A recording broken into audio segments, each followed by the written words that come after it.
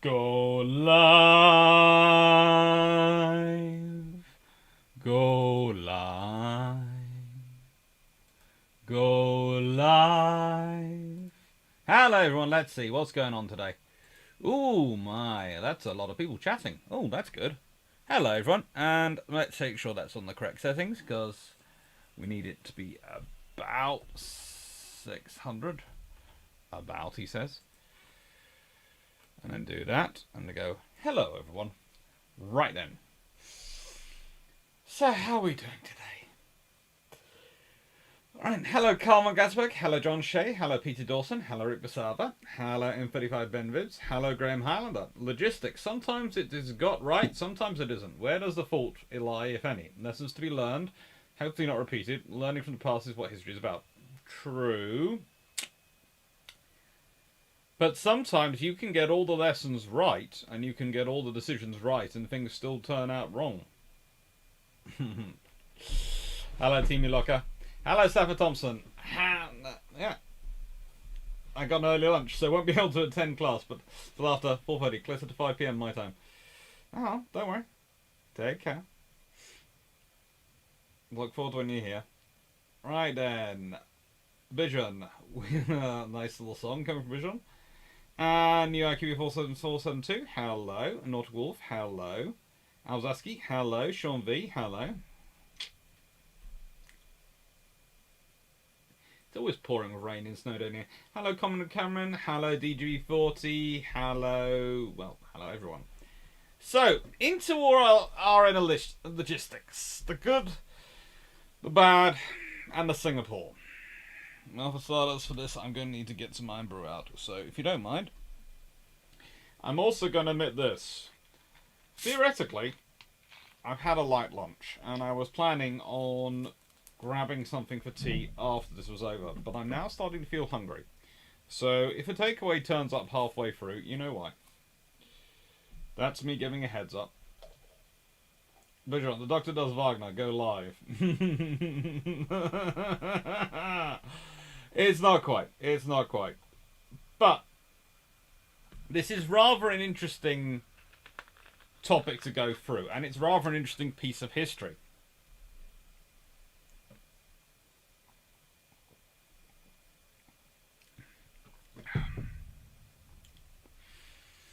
The reality is that logistics is a different thing. Because the question you're really dealing when you start comparing American and British logistics and logistics plans, as I made point in the Long Patrol, which came out earlier, is that the question and debates are happening over what these days might be referred to as the last mile, the last leg of logistics, because there is always the fact that there is similarity when we're talking about global logistics. In that, global logistics, by its very nature, is always going to take on a hub and spoke formation. I.e., you're going to build hubs. You're going to have spokes. You're going to have flows of logistics between those hubs. Especially if you're operating a long way away from your industrial hub, where your centre where you manufacture and produce things.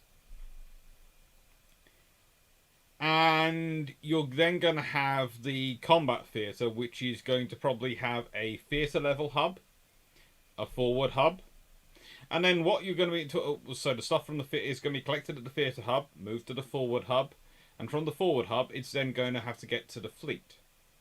Now the question comes up with how will it get to the fleet?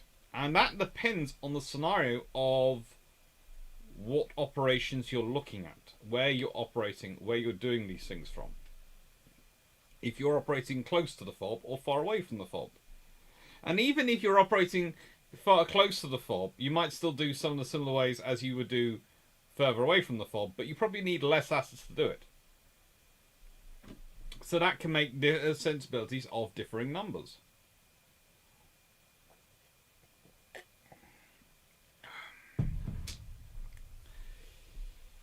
Okay, right then. So,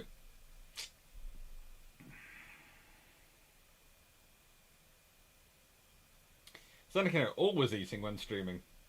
Yeah, to an extent, yes.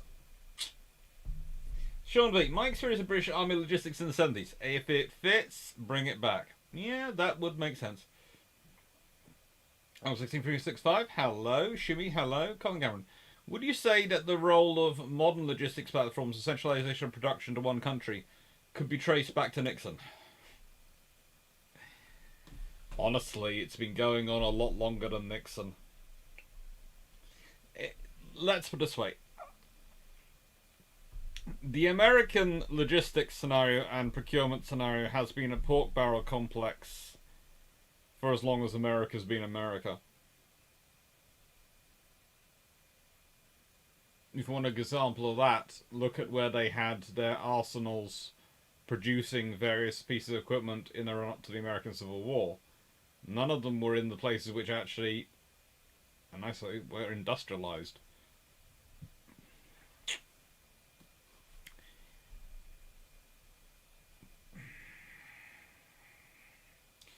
As for Britain, well, usually has a fairly healthy competitive defence market.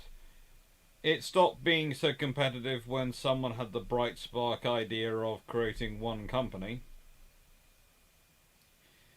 But I suppose if you're planning on massively shrinking the forces, that makes sense to have one company. But the trouble is with having one company is that you then don't have any competition. And your choice becomes either go for that company or go for a foreign company. In which case you can end up with all sorts of problems. When you do, whether you do or you don't, go for it.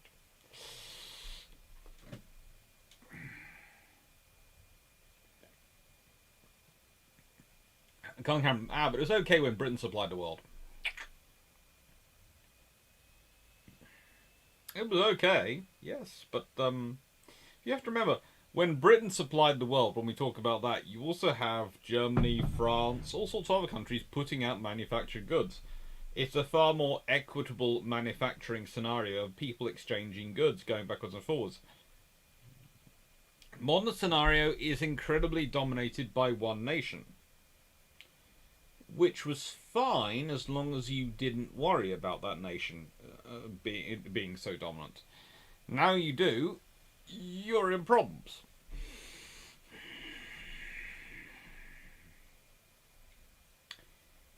And, well, this is one of those scenarios we're talking about. When we're talking about the 1930s, when we're talking about 1920s, when we're talking about how logistics develops in those periods, you have to think about the realities of the scenario they're facing. If I just grab something from behind me before we get into this properly. Excuse me a second, I'm going to spoil the lighting for a second. That's because I need more light. I put it down a second ago.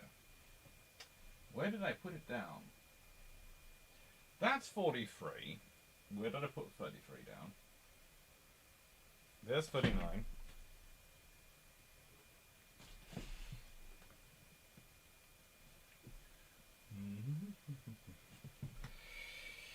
Oh.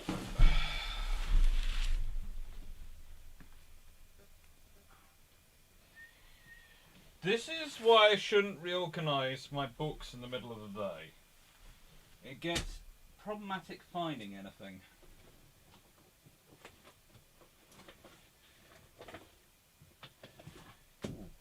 No. Did it fit together?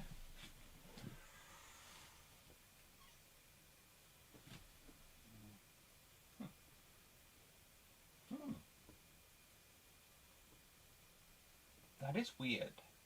It was literally in my hand a couple of hours ago. Well, I put it somewhere, obviously. Can't have magically evaporated into thin air.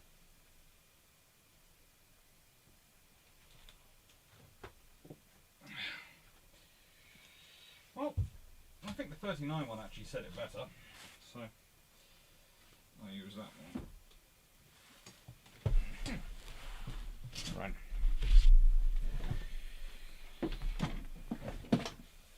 That is weird. That is weird.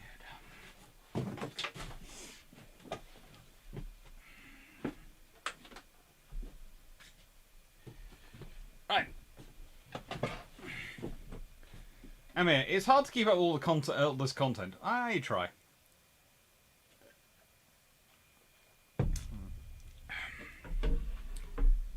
M35 minutes. The good idea fairy can destroy a perfectly good supply chain. Oh, true. Hello, man. 1640. Hello, Paul Beswick. Right. So this isn't actually truthful. As you all know, there is another example I've got on my Spreadshirt store, and the reason I had this up there is because I do have a little competition going with my aunt. A family bet. Bragging rights are at stake of whether or not I can get to 13,000 subscribers by December 31st, 2021. The odds, I would say, are fairly stacked against me. I'm at 7,000... 6,800, I think. I'm not sure. I'm not nowhere near, not quite 7,000 by a long way. And so, yes. If you do like, please like, share, and subscribe.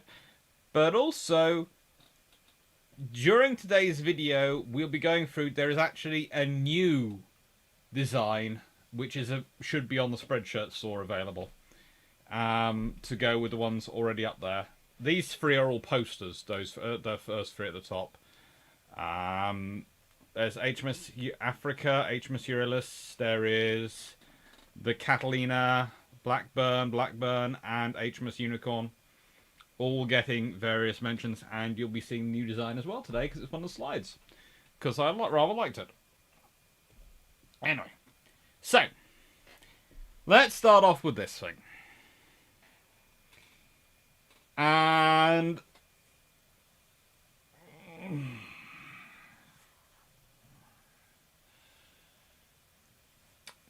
the amount of times I come across this written in books, and it's usually written by political historians, people for whom the Napoleonic Wars are something inscribed on a timeline chart, not something they've actually read. And usually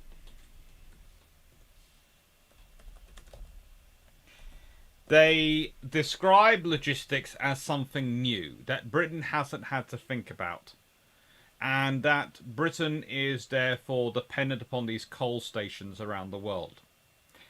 They don't think about the fact that why did Britain build the coal stations in the first place? Has anyone tried doing ship-to-ship coal transfer at sea? No. It's not good. No one wants to do a replenishment at sea with coal, okay? No one wants to. Anyone on the chat who says, you know what, I'd really like to do replenishment at sea with coal, has never tried to shovel coal, okay? You don't want to. Oh, it's difficult enough in port, let alone at sea.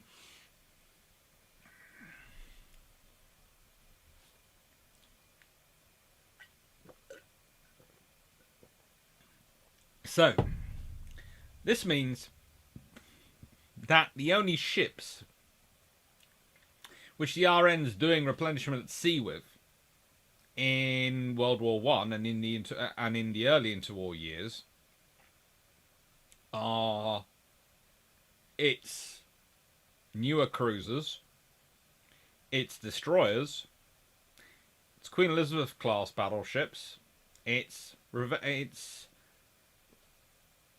Royal Sovereign class battleships, Renown class battlecruisers, and HMS Hood.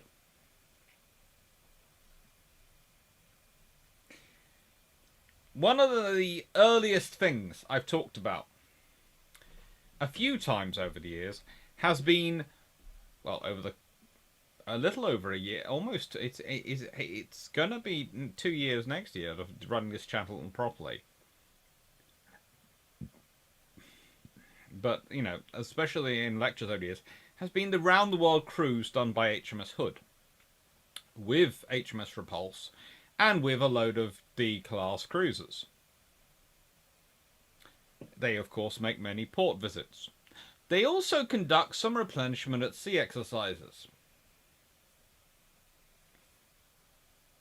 They are doing their duties. They're doing their jobs.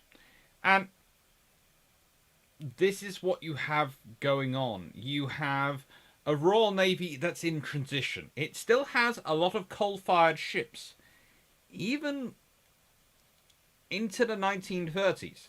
Let's be honest, it's still got some old cruisers, still got some old ships wandering around, which are coal-fired. It's trying to get rid of them as quickly as possible, but it's got them.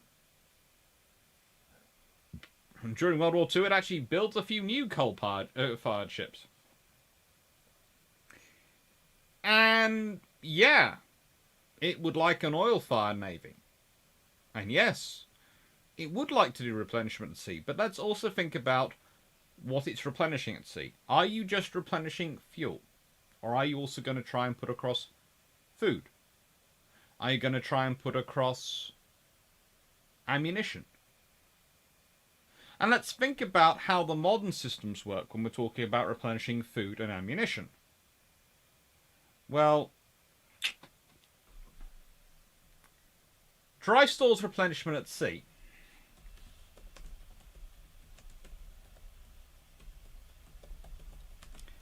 And this is one of the things which I'm now annoying myself that I haven't got a decent picture of. But let me just see if I can find one.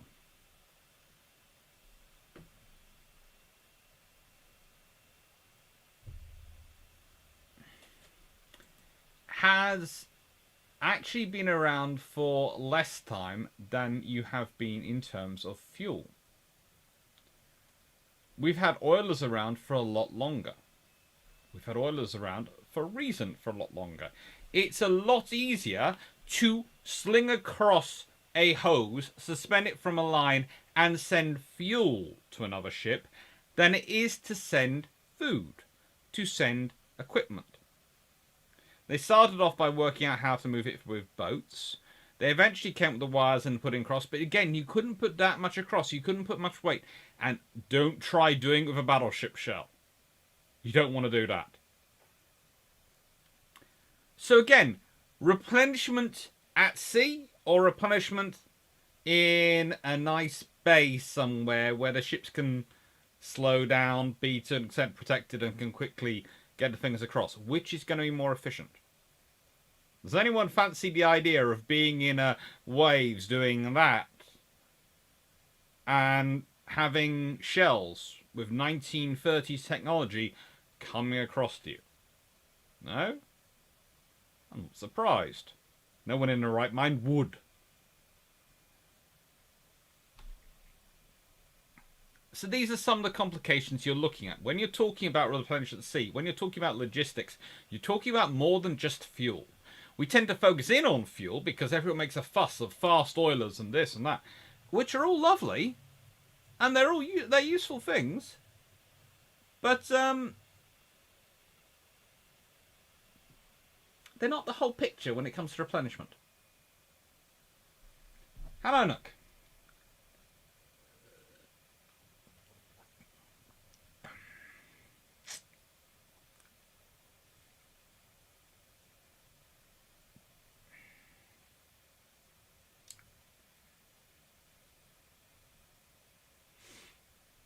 Hello, Rowan Cash. Rowan Cash, has anyone else seen the Pocket Battleship versus the Hour class on the Hour channel? I'm presuming the Pocket Battleship was blown out the water in smithereens repeatedly. New Jersey channel. Ouch. So the emphasis is logistics is not new. It's not new to the RN. They have been doing food-based logistics for ships since the times of the the mid-Napoleonic Wars, or rather the mid-Second 100 Years' War. They've been supplying ships which have been on blockade. They have been taking out naval stores to them, and they have been supplying them with food and drink and those things to keep them going. That is nothing new to the RN. When you get into the coal era, you need to establish other bases. They do establish bases. And this gives Britain an advantage in that they do have the bases there. And if you're talking about just passing on fuel to a ship, well, that's a fairly simple thing. But are you talking about just filling up a ship? This is the other thing the RN's thinking about when it's thinking about its replenishment plans. Is it thinking also about maintaining ships, repairing ships? One of the interesting things when it comes up, and we'll be talking about Singapore a lot later, is people go, well, it's terrible to sort of base this idea on Singapore. Well, where else would you base it? You're talking about setting up a combined maritime, naval, maintenance, infrastructure, logistics hub for an entire Far Eastern theatre. Where else would you set it up if you were Britain other than Singapore? Where else are the options? What is the sensible thing? What isn't sensible about Singapore is the way it's poorly defended. But that's not, to be fair, that's not the Royal Navy's doing. They ask for the money, and the Army and the Air Force are supposed to play their part in it, and they don't. And you could argue that a far better defended Singapore could have provided a far more security for Britain in deterring Japan. But it doesn't happen. Kevin Reed, what kind of plans did the RN have for escorting logistic vessels? Pretty much, logistic vessels are one of the reasons why the RN keeps convoy techniques alive during the interwar period, and that's one of the things that's often practiced. When I talked about exercises the Royal Navy does in the 1920s and 1930s, and I talk about them doing these escorts, they're often using Royal Fleet auxiliary ships as the merchant vessels that they are convoying and protecting.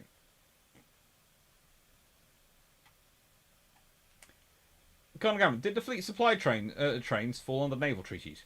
No, they were helpfully kept out of it. But we'll be getting into where the naval treaties do come into them. Tasha to Vachel. Ceylon, Trim Colony, Sydney? Those are all a long, long way away. We'll be getting onto that. We're looking at the map later.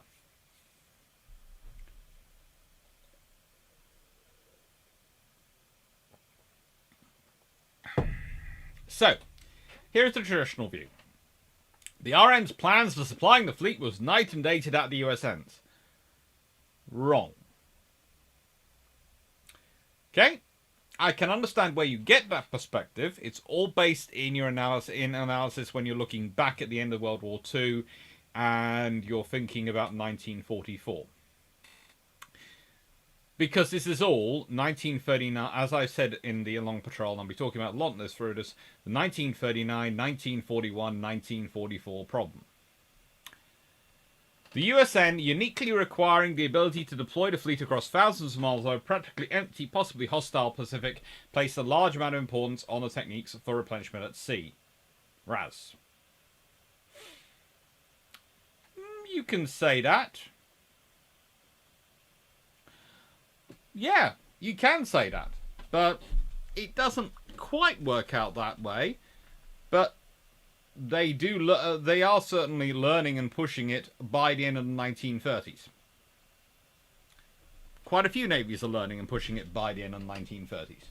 Because by the end of the 1930s, the technology is starting to make it a lot more viable and a lot more proper and capable. 1. They developed a large, fast oilers and supply ships which could operate with a fleet without slowing it down. Okay.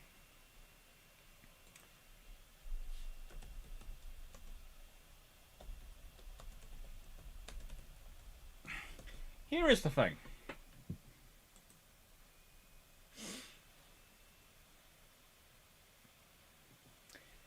The US Navy, really sort of the first fast oiler or national defense tankers are the Cimarron class.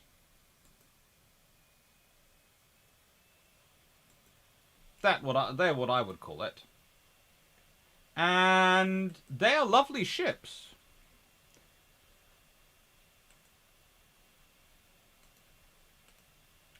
But there's a small problem with them. Just a small problem when you start holding them up.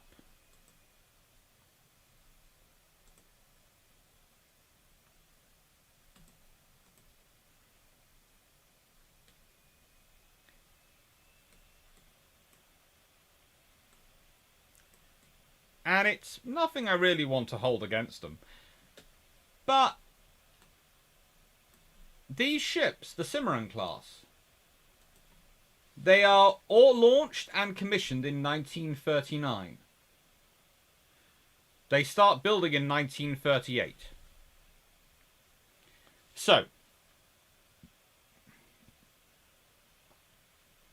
if the US Navy is so hot on this, why haven't they started them earlier? Because it doesn't make sense for them to start earlier either. And what's the Royal Navy concentrating in 1938 and 1939 on? Well, it's starting to build up with escorts, and it's starting to build Dale-class oilers, and is then planning to go on to further ships. And I can't say for certain it is, but I know the DNC was looking at designs, and I know what comes later. These vessels, these are the fast oilers, and the Cimarron class are capable of 18 knots.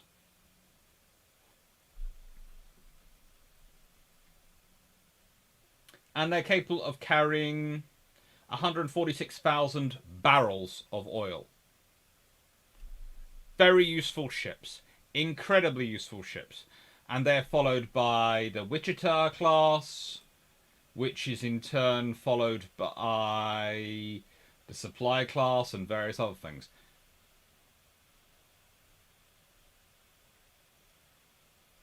Lots of very interesting vessels come out of the US Navy for a very good reason.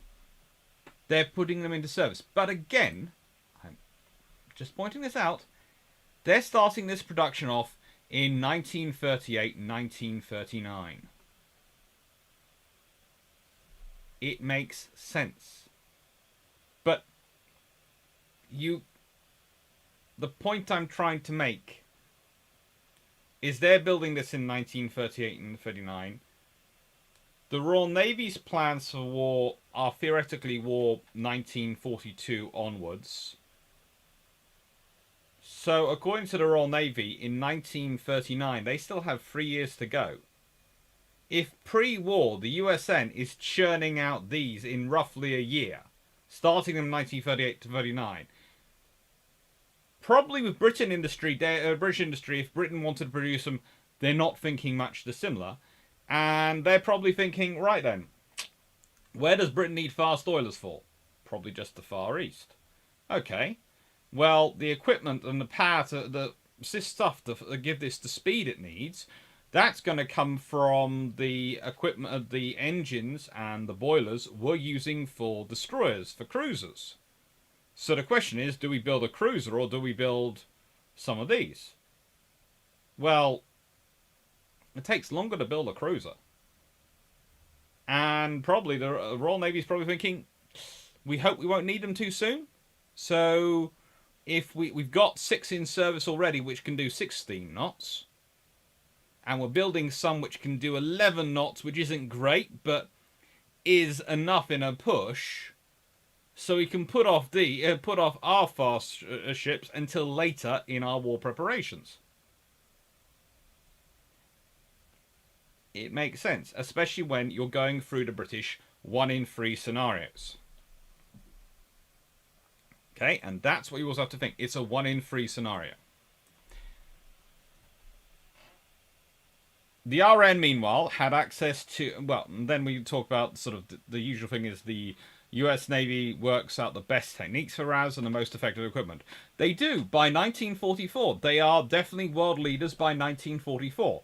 But in 1941, when their war begins, I would not argue the US Navy is a world leader.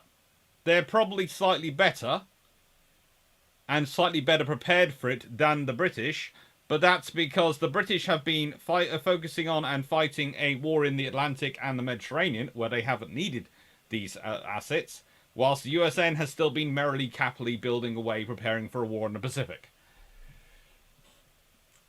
The Royal Navy have been thinking about 3 scenarios. We'll get into this in a second.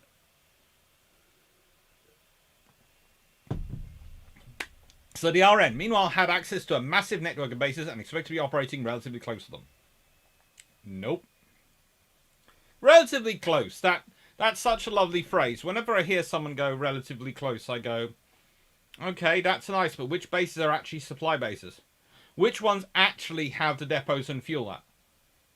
Just saying I'm operating near a base is great, but is that base, I don't know, the Falkland Islands, or is that base Cape Town? There's a huge difference. Both are bases in the South Atlantic Command, the South Atlantic Command, but they're completely different in terms of their sustainment of the ships. So, just saying they're going to be operating relatively close to bases doesn't mean that. The RFA's oilers were slow, making them less useful for operating with a fleet. Well, again, how many do you need to operate with the fleet versus how many do you need to move fuel between around bases? Because are you expecting the fuel? This is the other point you get into, and I ask this question to people. I go, so where is the Royal Navy fuel going to come from if they're operating in the Pacific? Is it going to come from bases at home? No, it's going to come from Singapore and possibly Australia and Rangoon and those areas. Okay, so if it's going to come from those, do you need fast oilers to get it to those bases? No. In fact, you'll probably use commercial oilers for a large chunk of the journey.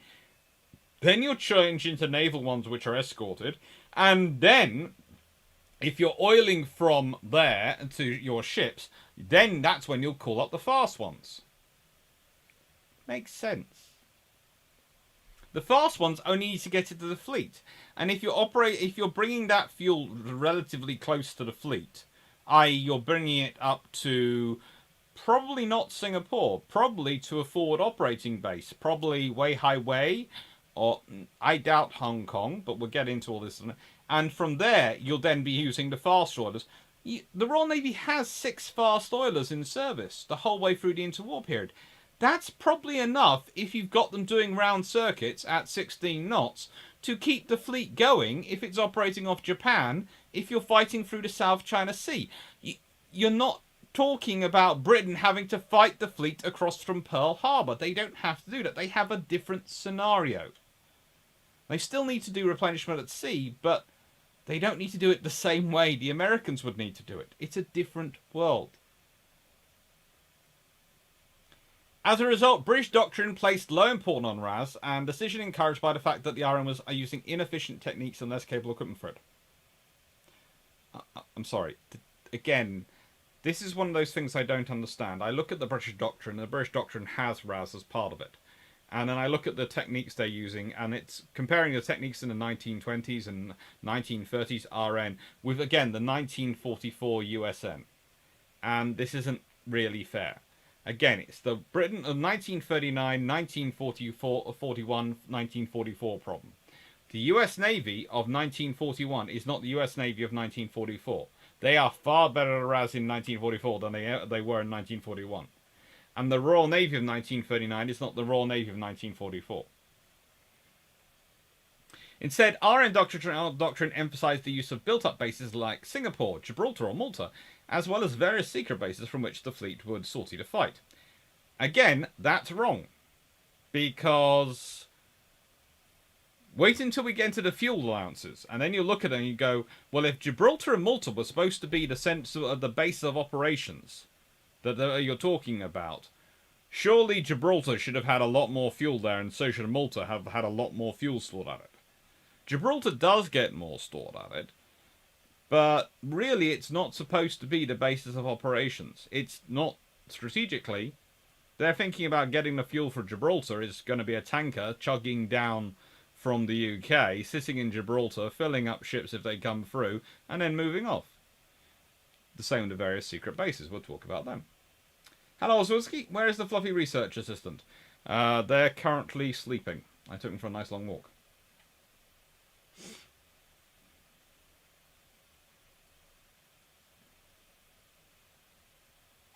Colin Cameron, I heard something odd, that the whole large tank oil transport model was based on grain molasses, late age of sail transport, that pumped out the cargo. Is that correct?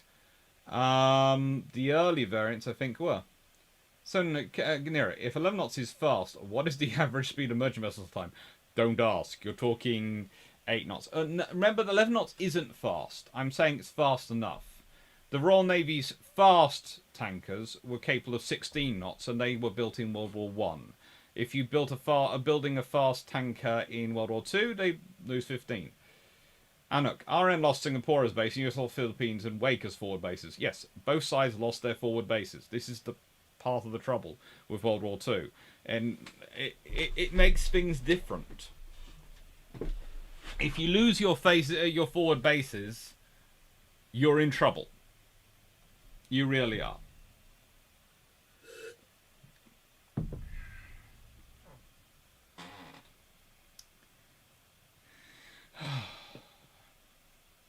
It's fun times. So, these are the Royal Navy stations in the 1930s, and this is the first thing you have to start thinking about. The Royal Navy is approaching this world as a global navy because it has to protect everywhere. It has to be a global navy. If it isn't, it's going to be in trouble. You have Australia down there. That's a key dominion, part of the empire. You have Canada in the American West Indies station, key part of a key dominion in the empire. You have South Africa. You have all of the African colonies. Again, key. You have India. You have the various territories in Southeast Asia. You have New Zealand. You have Hong Kong. You have Gibraltar. You have Malta in the Mediterranean, and the vital route through the Suez Canal. Egypt. You have all the Caribbean islands. There is literally nowhere in the world the Royal Navy cannot afford to be present.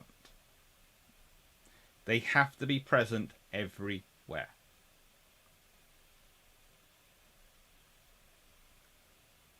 And this has an impact.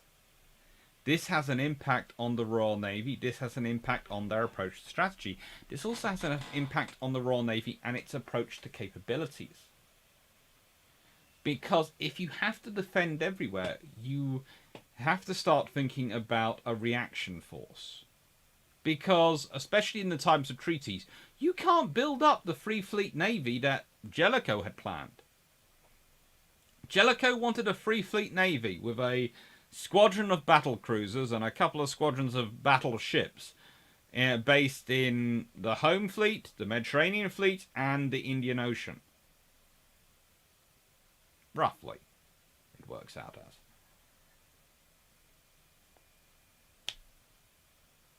You're talking 36 capital ships. It's not quite as many as the Royal Navy had in World War One, but it's also not quite as many as they'd have probably liked in World War Two.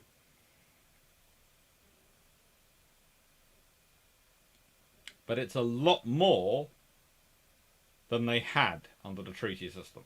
A lot more.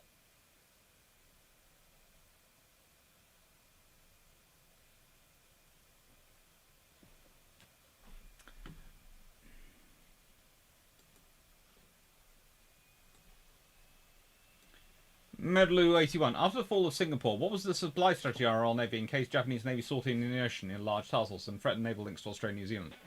Well, they had bases. They'd moved back to their Ceylon base, and they had various. They had a couple of atolls which were fitted up as supply bases, and they had tankers operating from them, and they had tankers operating to them, and fleets could go into the base and resupply the entire fleet. get food, get everything else they needed, maintain equipment if they needed, all those things. That's what they could do. Persian Gulf, Lend-Lease, Persian corridor routes. They had a fleet there. It's called the Eastern Fleet. It's one of the forgotten navies in World War II.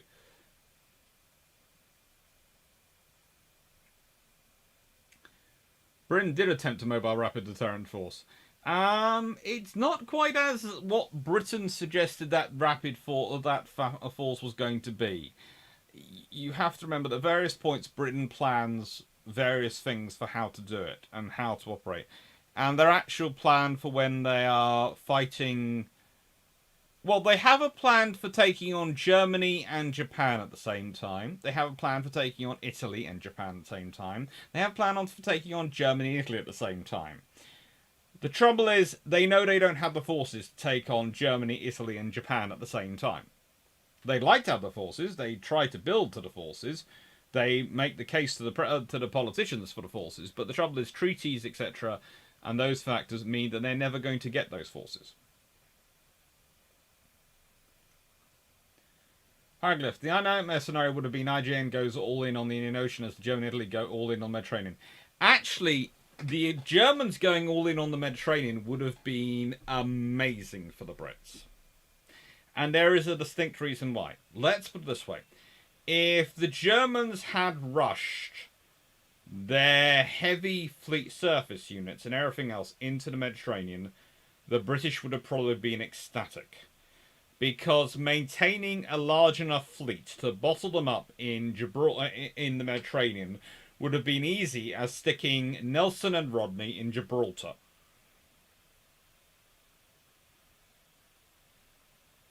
That is what would have happened.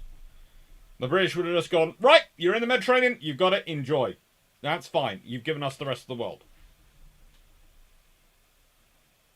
Probably back them up by some R-class, because honestly, with those two great big behemoths, a couple of ours as well, that's a very tough force sitting there just going, you want to get past us? And the Mediterranean is not a nice place to be for either side's capital ships. It's really not. There's far too many submarines, it's far too narrow a space for them to maneuver around, far too many aircraft. You're going to face attrition. Hi, George Newman. Alphab, humorous that our own China Station area is about the same as today's China Station.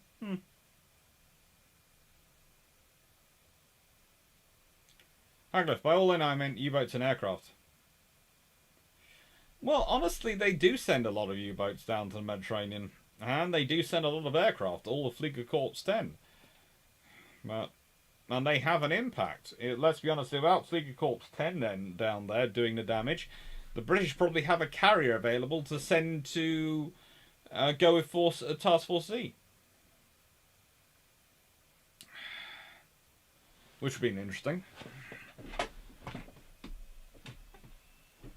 And why would... and as Sarah Higgliffe, we're sort of going off topic here, but why do you think the Suez would fall? That's the thing. Why do you think the Suez is going to fall? Why do you think the Caucasus? Well, that's up to Russia to defend the Caucasus, and they probably would, because getting to the Caucasus... many times people talk in history about, Germans could have driven on the Caucasus. The reason the Germans can't reach the Caucasus is actually because their own supply and logistics lines. And they can't overcome that particular issue of their own logistics capabilities. As for marching on the Suez, well, again, what happens every time they march on the Suez? They reach the end of their logistic trail, and the British cut it off. The dirty little secret of the Mediterranean is that the entire war is defined by logistics. It's a fun time. So, let's get into this. What oceans do the various navies care about?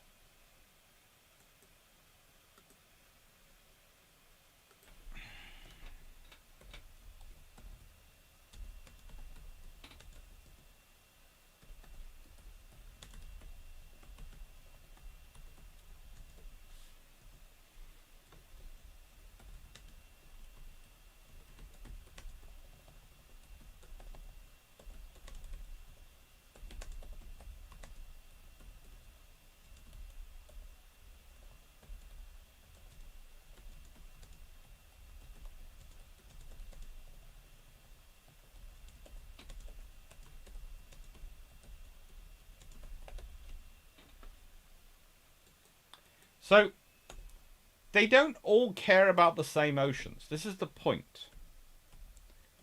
And as you can see, the ones in red are the ones that America cares about. And America pretty much doesn't give a flying hoot about the Indian Ocean.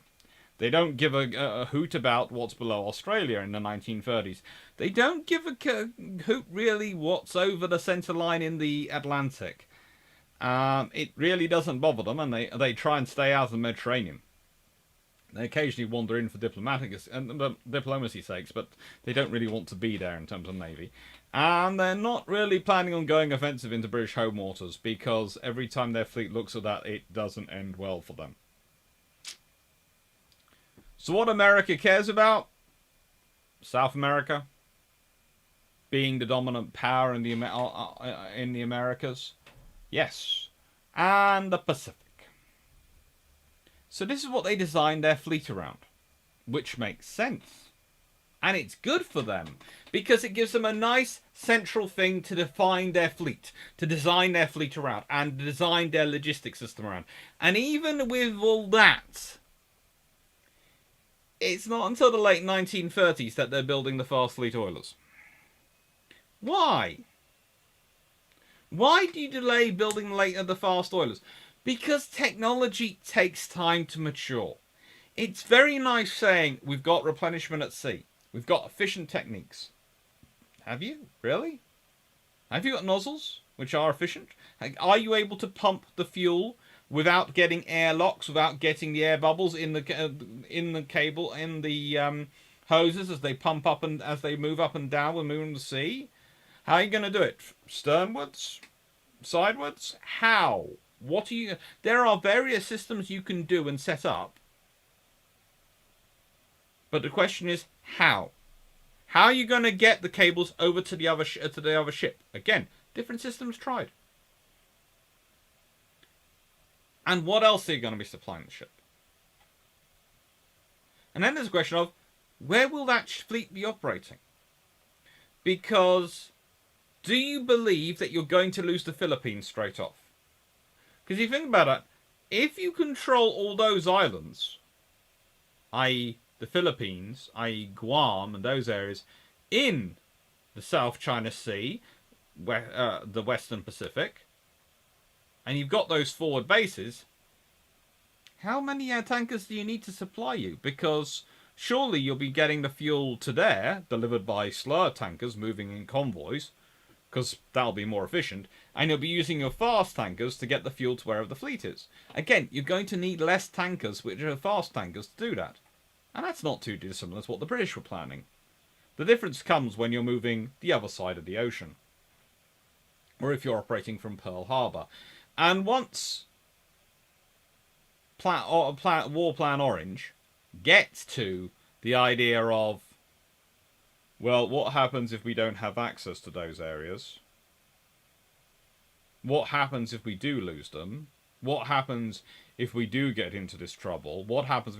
That's when the Americans really start to consider growing their numbers of fast fleet oilers. Sensibly.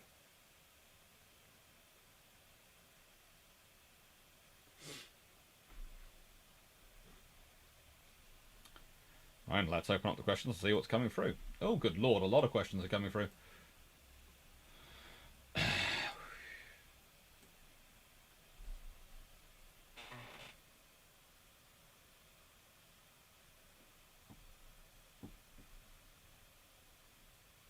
Veteran Soon, hello. Are there any good sources on the logistics and changes that need to be made in the Pacific Oceans during the war?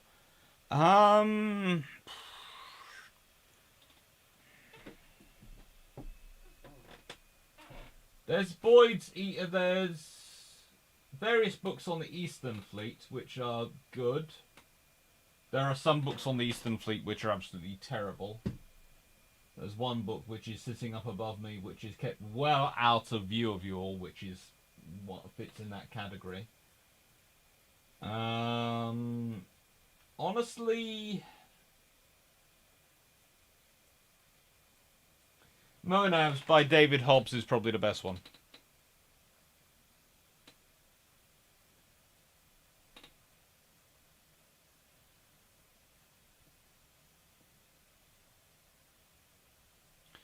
Okay, so you think no case of could the Suez fall, even the Kido Butai stays in the Indian Ocean? How are the Japanese going to support the Kido Butai in the Indian Ocean? And if they stay in the Indian Ocean, that's great. Then the Americans can have a free reign in the Pacific.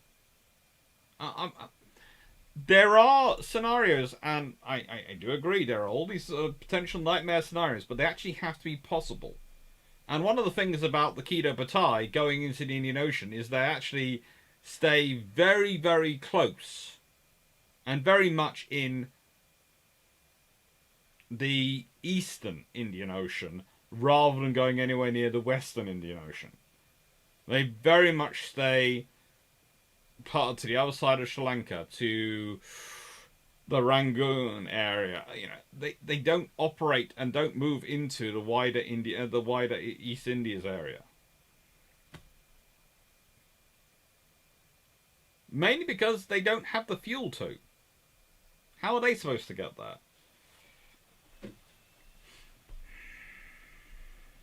And before you start going on there, well, you know, they could charge over there because then they when they got there, they get refueled by the Germans. How are the Germans and Italians going to refuel them? The Germans and Italians don't have any fuel. To get fuel, they have to capture the Middle East and the Caucasus. And to get that fuel, they have to capture it and hope they capture the refineries intact and the British don't blow up the refineries. Because if the British blow up the refineries, the British are still getting fuel from Canada. They're still getting fuel from America. Huh? It's not a fun scenario. Logistics of World War II doesn't really help many people.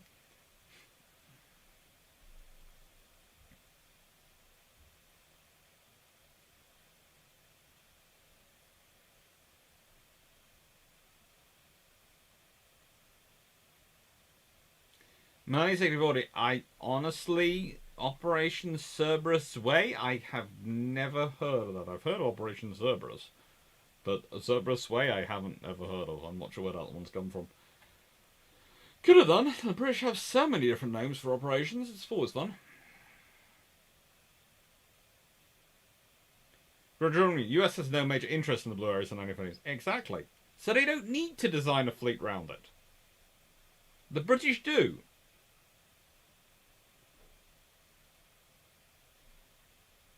I'm surprised how the Oilers weren't always the max semi-aircraft carrier type. Bit of a waste of floating real estate. Need to set her speed to keep up, so wind over deck. Some of the Oilers, actually, the Americans produce do become escort carriers, but not all of them.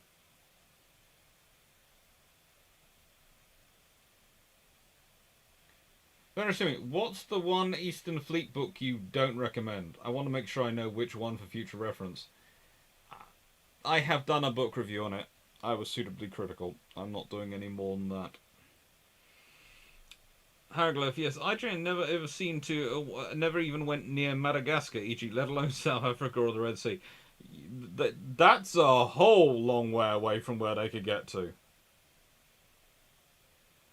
Japan has plenty of fuel in 1942. The shortages only really started in 1943. Japan has plenty of fuel in 1942, mostly because they have found all the British stockpiles of fuel. That some British destroyed and some they didn't manage to destroy. And as you point out, Middle East oil in 1940 is not yet exploited that much.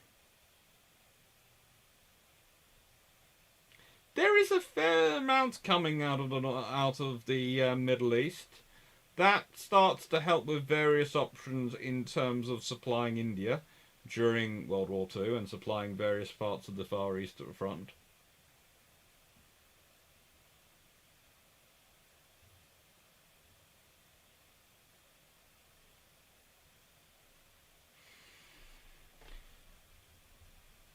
Anuk, sideways, refuel 2 ships at once. Yeah, but if you're very smart, you can refuel 1 ship to stern and 1 ship each side at the same time. So you can refuel 3 at the same time. Which is what the Royal Navy ends up designing its fast oilers of the Wave class to actually do. I think, from memory? Yeah. So, here we go. These are the major bases. And let's go through this one. This is a useful groups, but it's got the various maps. But let's think about it. The Royal Navy can't really build up much at Hong Kong because that's far too close to Japan and is probably going to be overrun in any war. Weihai Wei is technically Chinese territory, and so they're not going to invest there. Gibraltar's too small. Malta's too close to Italian air supply, so it's going to be Alexandria if they're building up anything. Let's see. Darwin, Townsville, Sindhi, they're even further away from Japan than Singapore is. The Falkland Islands, nope, that's not really a base you want to support a fleet from. Same goes actually really for Auckland and Littletown. Halifax, that can support a big fleet, but honestly, of the ones on the west coast of Canada, you probably are looking at Vancouver. Prince Rupert and Eskimo aren't the greatest places to try and support a major fleet from. Kingston, Curaçao, Trinidad. Well, you don't want to support a major fleet really from any of them, or Bermuda. None of them can really support a large naval force, or have the supplies to. So you're talking about supplying these things with fuel probably coming from the UK.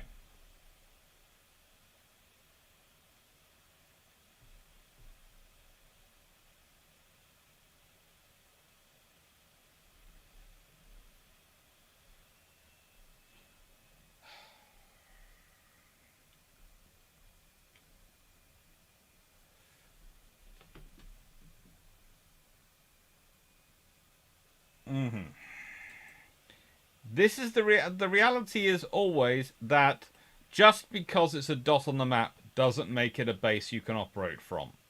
The Falkland Islands probably now today has more facilities to support a fleet operating from it than it ever has before, and I really wouldn't like to operate more than an OPV or a small frigate from it if I had to, especially for not long term. In fact, was Basra just a base because of oil? As if not seeing a very poor place to base. Hormuz would give control of the Gulf and able to help in the Indian Ocean. Exactly. Basra is a facility pretty much for the oil and for the support there. Plus, you have to remember Hormuz is controlled by Iran, which is technically independent. Whereas Basra is Iraq, which is technically not. It gets interesting.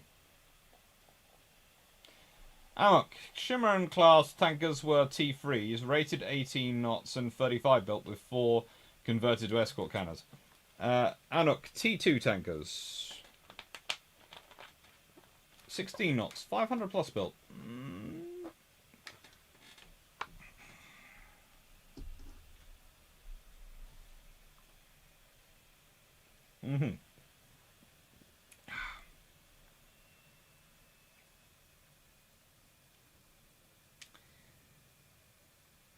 And I'm fairly sure the T2s are mostly built during World War II. So, right. It's a fun time. It's a complicated picture. It's logistics. But again, think of this as hubs. Think of these as hub points. The Falkland Islands is a point where you can gather seaborne logistics to support a fleet. So you could bring slow tankers in to pass fuel to faster tankers or pass fuel to ships if they're there far more quickly and directly than just filling up. Just filling up the tankers. You could possibly put a floating dry dock in the Falkland Islands, but first you'd have to get it there. But there's an options. And this is the point you have to also remember when you're talking about the British and you're talking about their plans for war. They have floating dry docks. They have all sorts of depot ships and facilities they can take forward. So any port which already has existing facilities can be expanded into far more than just a refueling post. And ultimately, this is what Singapore is. Don't think of Singapore as where Britain was going to be operating its fleet from, and Britain was going to be thinking about why Oh, yes, the fleet's operating from Singapore and going to Japan. No, it wasn't. Under no circumstances. Singapore was not supposed to be that. Singapore was the theatre base. The fleet was supposed to push up slowly, hope maybe recapture Hong Kong, and then that would become a forward operating base, and then push forward from there, possibly to Weihai Wei, possibly they're looking at different options as well. Operate from there, and use from that base, then have the at-sea fleet operating forward. And be able to take ships back to Singapore for major repair if they needed to be, because you could bring forward a dry dock, you could bring forward facilities that you could do major repairs. Anything short that you didn't need a full shipyard for.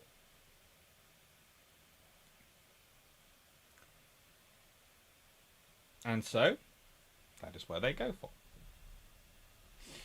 So why does the RN have secret bases? If it's not obsessed with a basing strategy, why is it building secret bases? Well, because it's sensible.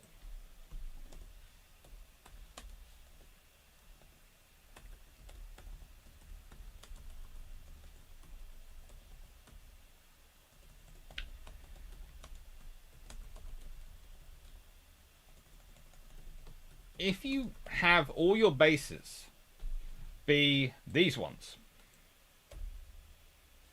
well, the trouble is they're on this map. They're not just on this map. Do you imagine the Japanese don't have a map with them on? The Americans don't have a map with them on? Everyone has a map with them on. They know their fors and against just as well as you do, probably.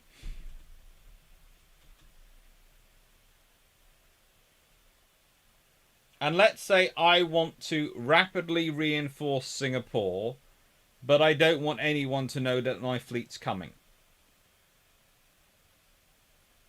Then I need to find a way to fill up the fleet on the way without making any noise. Why mustn't I make noise? Well, let's be honest. What's the big lesson the Royal Navy has from World War One? What do they repeatedly do to the Germans? Well, the Germans transmit on radio nice and loudly, and repeatedly the British use that to their advantage to spot and know when their fleet's coming to sea, to know their position, to track them down, to engage them. So that's a legacy of World War One. What does the Royal Navy's legacy going into World War Two from that experience is? We don't want to transmit on radio unless we have to. Basically, radio is a dirty thing. You don't want to use it unless you absolutely have to. Same with the Japanese. They draw a similar lesson from it. The Americans, slightly less pronounced. They're slightly happier with radio. But that becomes a thing when you start to looking at replenishment. So let's see. For war with Italy, Base X was established in Greece's Navarino Bay. Well, let's go back again to this. Actually, not back again. Let's go forward to this picture. This is the Mediterranean. Malta, far too close to Italy. Gibraltar, far too far away, and potentially Spain is fascisti, so potentially you're going to have the trouble of it being under siege. So you're pretty much relying on Alexandria, which gives you one base. Now, of course, you could do replenishment at sea, but you're going to be in air range for quite a lot of that time, which means you're going to have to escort those tankers.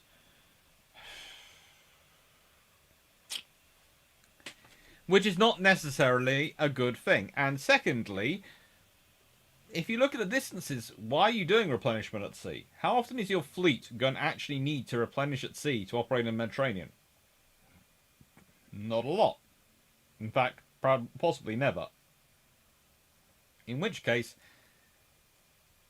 it's probably more sensible to set up another base closer to Italy, which is going to be between Italy and Alexandria. So that becomes a forward operating base from Alexandria, and Alexandria becomes your hub base. And that was very much the British plan for the Mediterranean. And it works.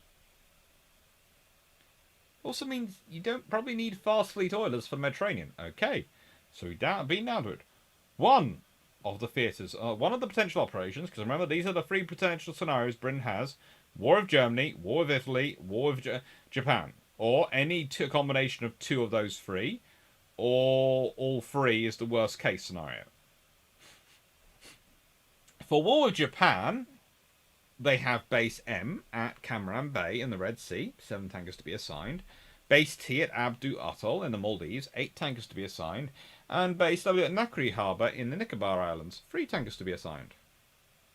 Ooh. Well, this sounds very fixed. They're planning on putting tankers in the bases. That surely sounds very fixed. But is it? Let's think about it. Let's look at the map.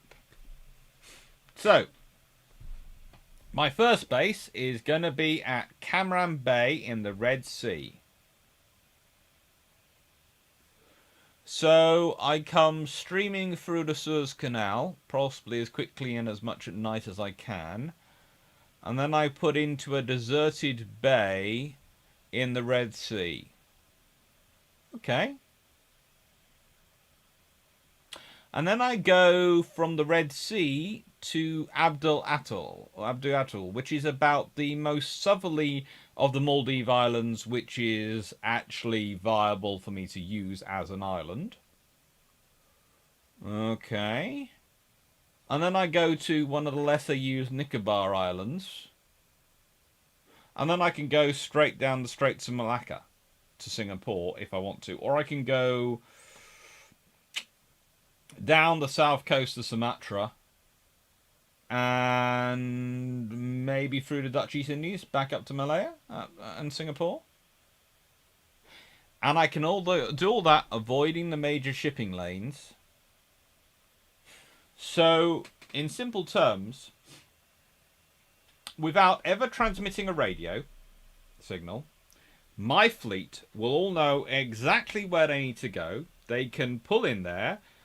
They can pull into areas where the tankers, etc., and other vessels are sitting there nice and protected, probably by British mobile naval basing units. So they're nice and protected, refuel, and get going. And I don't have to use a ship's escort to escort the tankers, and I don't have to slow the fleet down to the pace of the tankers. Because, again, most of my tankers I've got at the currently, if I'm Royal Navy, are legacies of World War One. So whilst I have 6 16-knotters, which are fine, most of my tankers were talking about 11 knots or so, which is okay, but I prefer not to limit my fleet to 11 knots. And the tankers can catch up with me, because I can reach Singapore, and I can maybe fill up in Singapore and start operating, and then operating from there, and the tankers can move and then follow me. And now I've made sure that the Japanese are not operating in the Indian Ocean because the fleet swept through. The tankers can follow with a light escort, probably sloops and some old light cruisers to make sure they don't get hassled by submarines. And then they're there.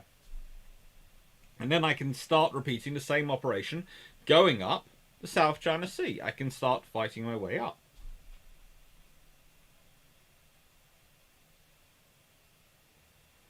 What it means is, if you're worried about a alert, reactive Japanese fleet or Japanese division on quick alert to come and attack Singapore the moment when they think a fleet's coming out, you want to be able to get a fleet out quickly without them knowing, and to reinforce Singapore. So this is not about getting the home fleet out to the Far East. Please don't think that. This is not about the home fleet coming streaming out. Think about what I said. Suez Canal. What's the other side of the Suez Canal? The Mediterranean fleet.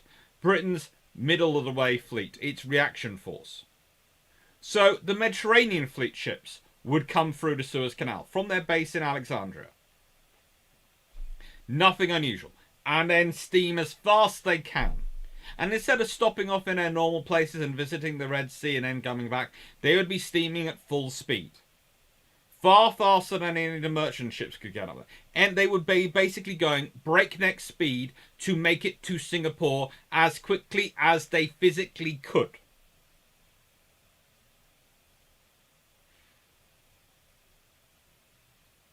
Those ships that are Nicobar Islands, they're there to top them up in case they need, so they get topped up so that they can go in full of fuel in case they have to fight when they reach Singapore.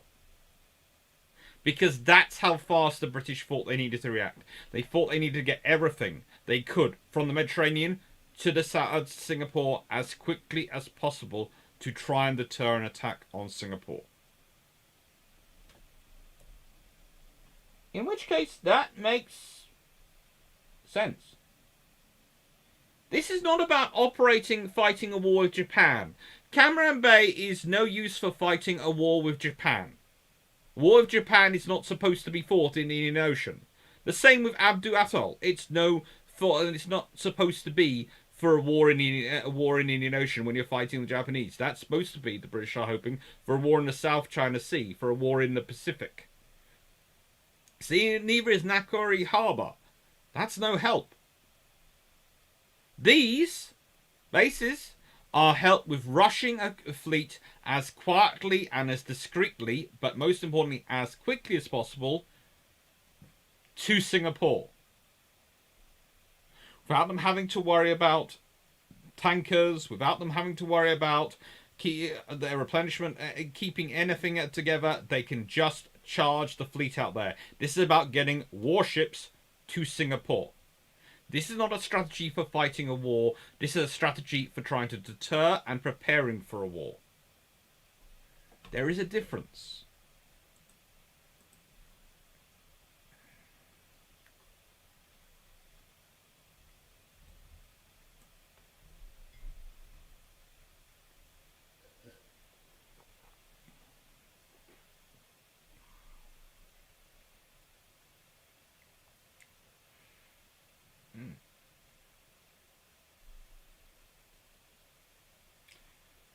Don Giovanni, could the Vichy French ships attack ships transiting the Strait of Gibraltar? In theory, but that they don't tend to get involved, and they don't tend to do those things. They tend to try and retain their neutrality. But yes, they could have attacked, but again, they keep neutral. Adfab, if only the Iron had held on to Minorca. That would have been fun. 9683. What would the Royal Navy do if RFA Fort Victoria had been sunk by the IRA? Well, that's kind of out of the time period for this one, but the Royal Navy would probably build a new ship. The government would probably take some actions, but the Royal Navy would probably be asked to given the money to build a new ship. Evening, 9681. Georgian, Donovan, yes, but Gibraltar forces can interdict any Vichy forces attempting to attack ships in the Strait, while UK controls Gibraltar. That's certainly the plan.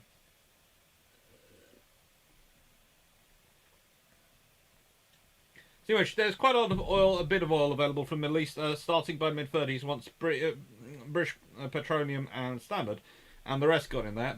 But they built their infrastructure quickly. And the only thing holding back was demand. Great Depression.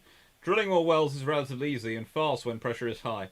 Once the means of getting out is there, when rearmament came, business was brisk and it became important for the Allies and neutrals. Yes, it did, and it was very useful for for supplying the war in the Far East.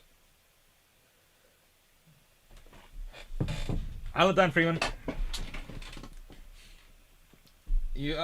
Sorry, mate, but I've been at work. We'll be playing catch up in a sec.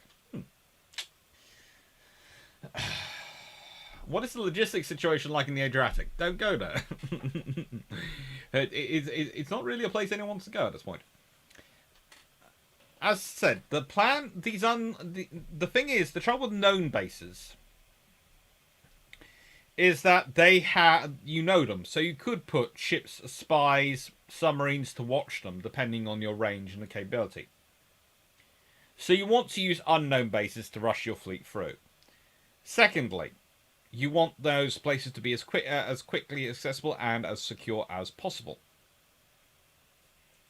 You also want these ships to be in places which they don't have to transmit from. which they don't have to transmit from. So they don't have to reveal on radar they're there. Hello, Juan Rodriguez. Hope you're well. And it's the thing. The thing is,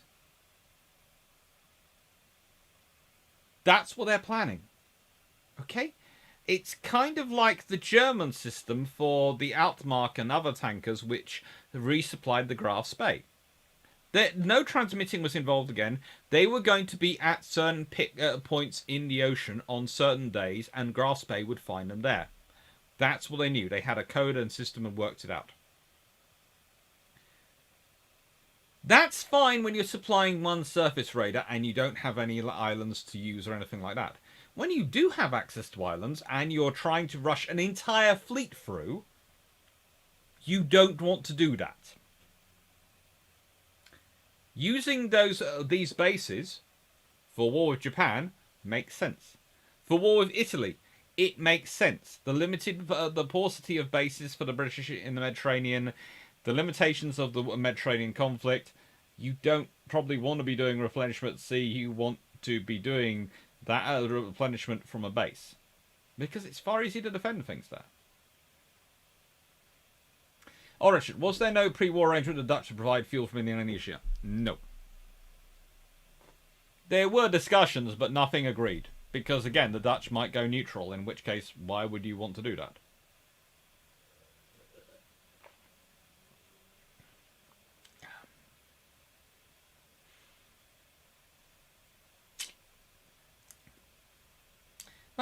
Wondering how this affects Forset.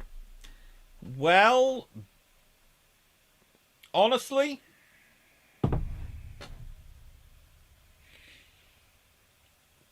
this part affects Forset because the same practicalities are spotted out in the 1930s when they were planning and considering war with Japan, war with Italy, are what mean the Royal Navy's short of aircraft carriers by the time they have to deploy Forset. And again, if we get into the quick discussion of Forset, and I go at this point of it, and I'm quite happy to do a whole video on this at some point, and I might do one. Why Forset happened the way it did. I think I have done something similar to that, but I'm not sure.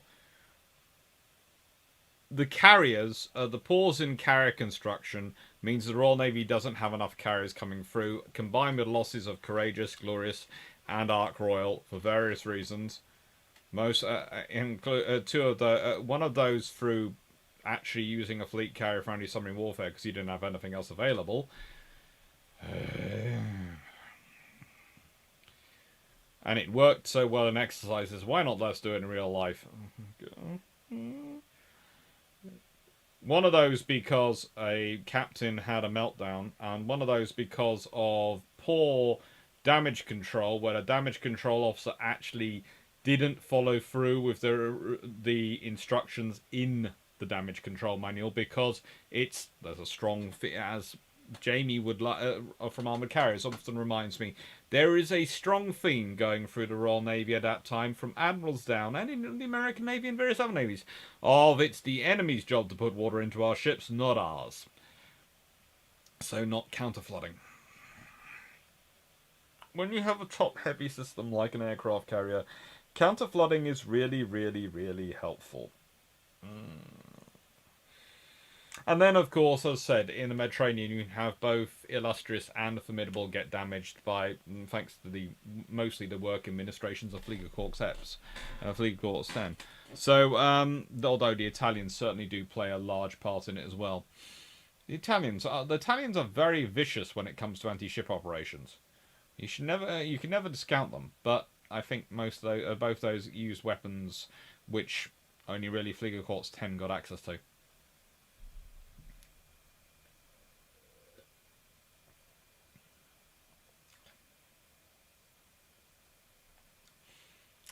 Henry, it seems like it would have been very difficult to keep a whole base secret, even in pre-satellite days, at least over an extended period of time. Well, that's because these bases didn't exist.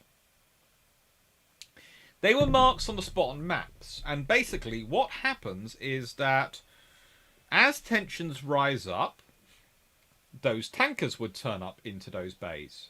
And along with that, a detachment of Royal Navy's base defense formation would turn up, and they could turn up very short notice. They have detachments sitting in Alexandria. They have detachments, and they can just be detailed off and disappear on their merchant ships, and chug out and be there, and sit in their merchant ships, and then come out.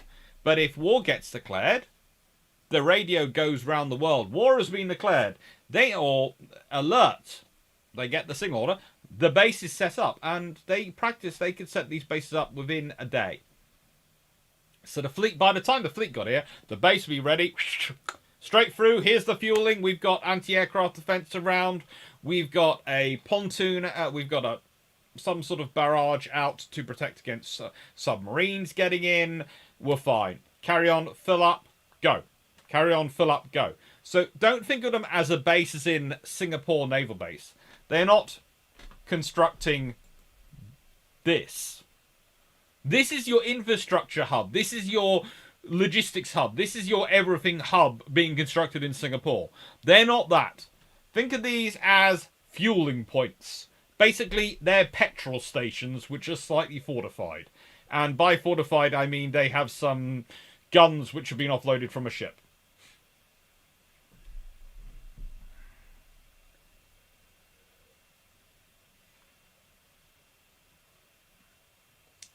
Own cash, not counterflooding. Who came up with that insanity? On Ark Royal, it was the damage control officer. By the time the captain realised what he'd done, or rather hadn't done, the captain tried to fix it and it was too late.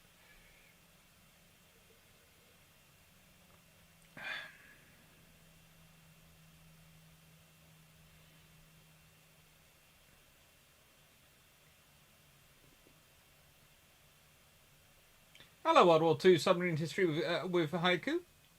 Welcome to join and welcome.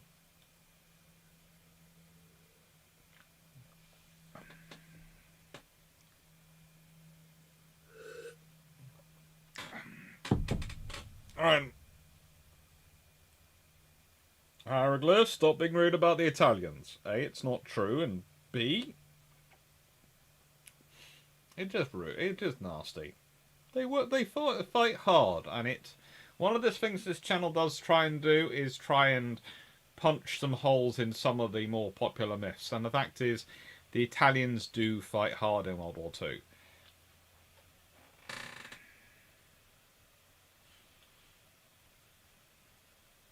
Do these bases have oil and hot pasties? Basically, they have fuel from the tankers, and there you go. This is exactly how many tankers of fuel turn up. You're going to have 7 sent to Cameron Bay, 8 sent to Base T, and 3 sent to Base W.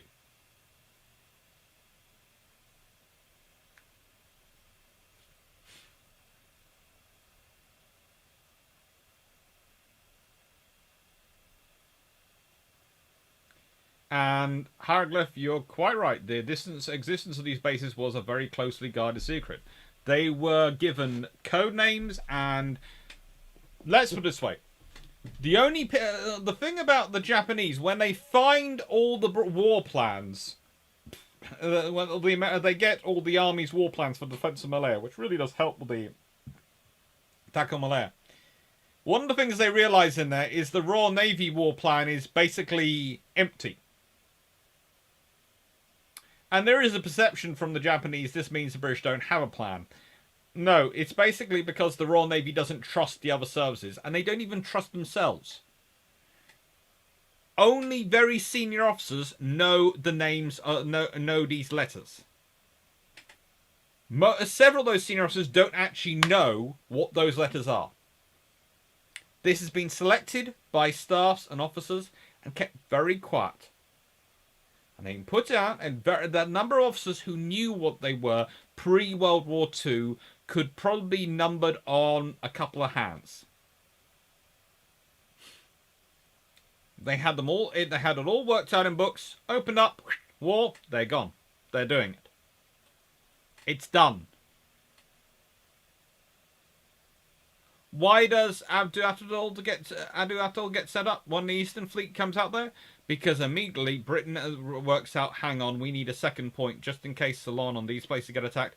We need a second point we can draw fuel and stores from. Because we lost Singapore.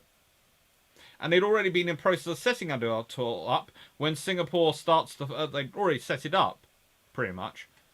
And had running and trying to send a fleet out there. Because one of the things you have to remember about the Eastern Fleet is as it's being formed, yes, it's being formed up in Ceylon, but the idea was that Singapore would hold and it would move on to Singapore. That didn't really work, but that's why it's called the Eastern Fleet, not the East Indies Fleet. Because it's supposed to be able to go east.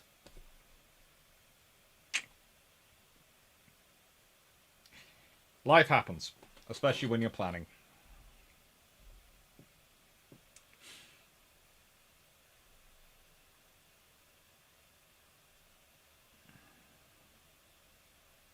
Then assuming, pretty sure the Regia Marina was the longest lasting Axis fleet as an effective fighting force, considering they start off in 1939. However, they do switch sides, so it's a debate between them and Japan. Definitely not the Germans as a coherent fighting force. Jack Ray, those bases seem like the forward operating bases the US adopted later, or rather FOBs are like them. Pretty much, that's what they are. They are refueling posts, forward operating posts. They are not, as I keep pointing out, they're not supposed to be where the fleet's operating from. For starters, please don't take this the wrong way, but why would you be operating your fleet from fuel in Abdu Atoll if you're fighting in the South China Sea? Anyone? I will take suggestions on the head of a pin. That's not me being facetious. That's true. It's just, it's not practical. And again, one of the things for going here, if you're looking at the South China Sea, if you're looking at these operations, you can't even see Japan on this map. You can just about see Hong Kong. Okay? Wei Highway is further up. Japan is even further up.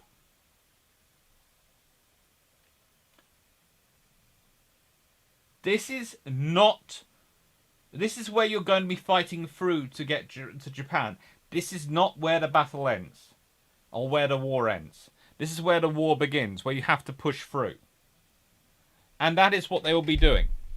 Pushing through.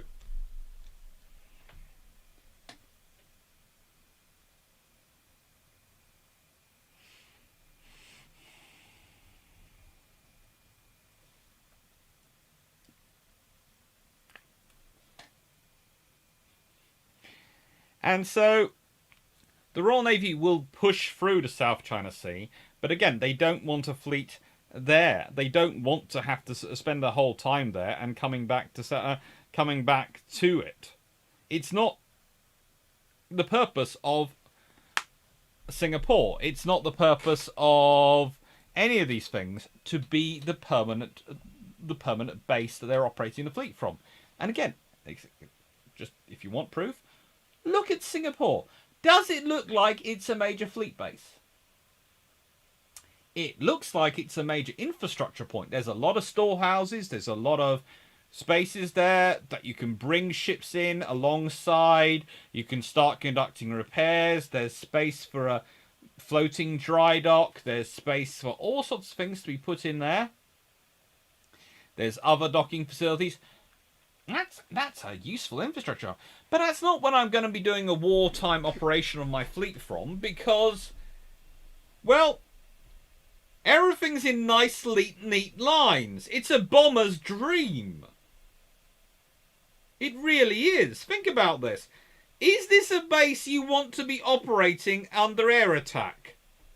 Everything's nicely lined up and next to each other. So the whole suggestion would be that this is not a place which is supposed to be under regular sustained air attack, where it suggests you're supposed to be keeping enemy far away from it. If you're operating your fleet from near there, that's not keeping your enemy far away from it. And that is the point about Singapore. It is the infrastructure hub. It is the repair hub. It is the logistics hub. It is not the operations hub. It might well be where you put your strategic commander, your theatre commander. Singapore could well be a nice place to put them because, again, if we go back to this, they're nicely positioned at Singapore to talk with people coming from the UK, to talk with people coming from India, where there are senior British diplomats and officials, to talk with people coming from Australia, which is going to be one of the most involved dominions in these operations. So it's a good place to sort of set yourself up.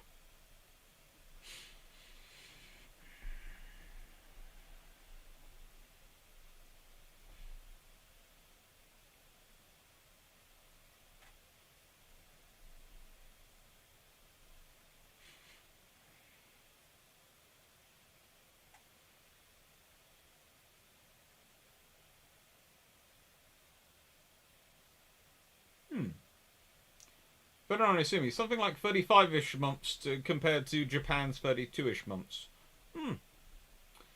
Nighthand Productions. So so that's length of service in World War Two. Yeah. Nighthand Productions. So in short, these bases were very much like the Fjord, where Bismarck and Prince Jürgen stopped before the breakout in the Atlantic, just with a lot less AA.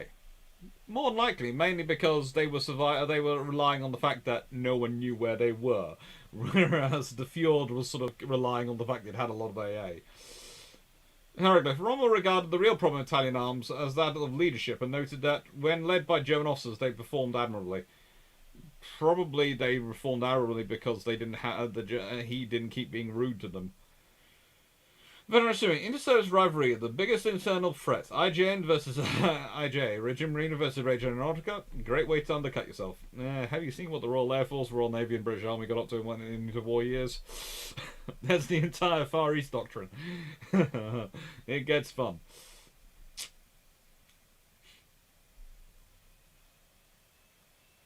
Knight 600. Didn't we deny the USA access to the British Singapore base out of spite in the 67 service? Nope. We're never that silly. Mainly because it allows us to charge them. We don't deny them access to things. We just overcharge them for it. That's the British way. Night Productions. I always wonder where the town class were intended to refuel and rearm for Eastern operations they were envisioned. Going constantly back to Singapore always struck me as a bit risky. They weren't. The odds are the town class would have been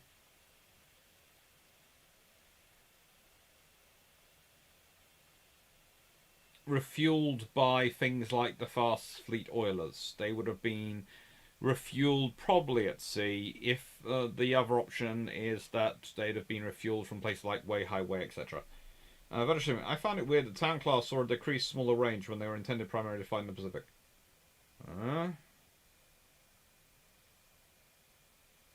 I think you're talking about the Crown colonies, not the Town class. And not compared to the Leanders and the Ajaxes. Yeah. There it is. I think I know. I think I know what you're getting from, but I don't think you're talking about the Town class. Roncash, have you been to Singapore and Hong Kong? There are some sweet naval museums there, Dr. Clarke. I haven't managed to make it there, but I'd like to. Junior, Singapore looks like Pearl Harbor before they started building the dry docks. Anuk looks a lot like Manila in the Philippines. Same problem for the USN. Pretty much. Hello, Stafford. Good luck to your phone. Cascading, how are you doing today? Glad to be able to tune in. Glad you're here. Adfad, Abdu Atul worked out for Somerville. Yes, it did. It did work out well for Somerville. And that's, again, the advantage of these things. If they work well, people ignore them, largely in history. They do. It's one of those cruelty of fates in that if you do something well, people presume you always do it well and don't take any notice of it. If you do something badly, they pick you apart.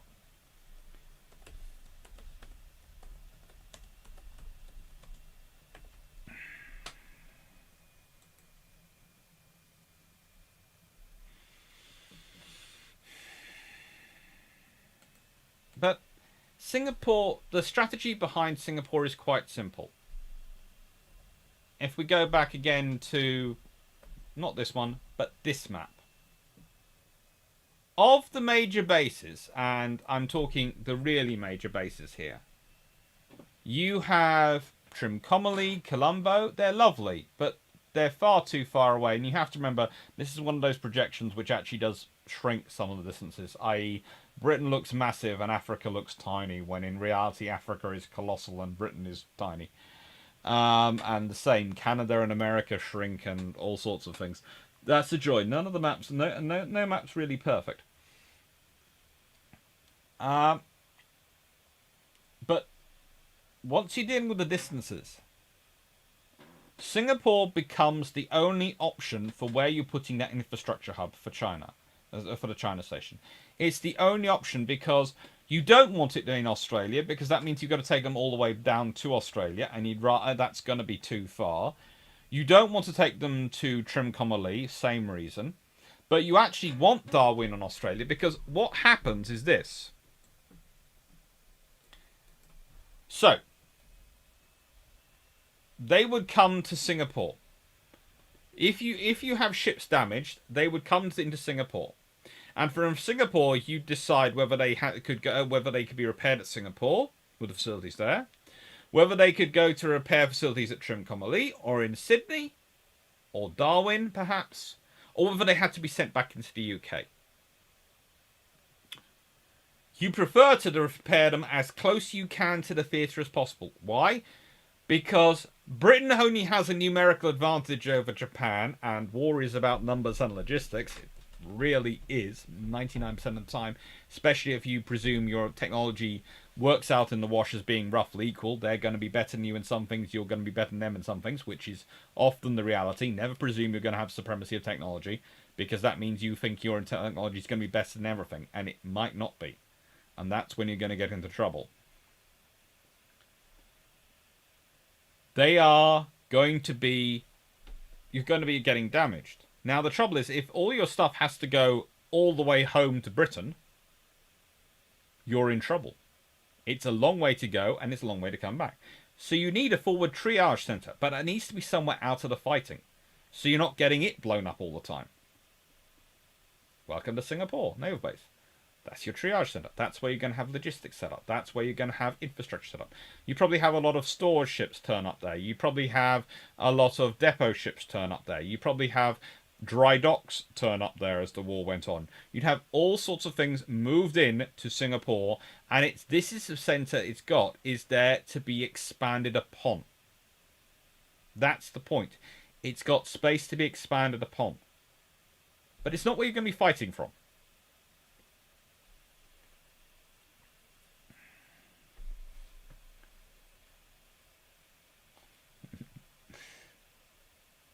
Take care, Stafford.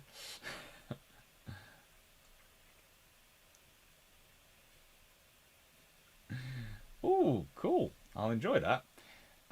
Vanishing. My previous comment may have been based on a comparison between American and British cruisers. I'm not sure where I got that idea from now that I think about it. There are some things going... Let's put it this way. There are some strange stuff which goes on around about the town class occasionally. They are quite long-legged ships in many respects for cruisers. And again, it's one of those things that's, what speed do you think they're tootling around at? Are they tootling around at full speed? In which case they'll use up fuel quite a lot quicker. Are they tootling around at 18 knots? No, they're usually more efficient. Cascade, who handles the logistics for this RN at this time? Just Captain Merchantman, or did the RN have purpose-built ships for own uses? Would love a book on Merchantman in the interwar period. The Royal Navy has the Royal Fleet Auxiliary. The Royal Fleet Auxiliary has been in service and looking after the Royal Navy for, I would like to say, over 100 years, but I'm just going to check. Because if I get it wrong, this is the sort of thing which gets me blackballed by the Royal Fleet Auxiliary, and I'm not going to upset them. I love them too dearly, and they are far too scary. You never upset the people who supply your logistics. The Royal Fleet Auxiliary was established in 1905 and have been in service to providing the Royal Navy with coaling ships and other things since then.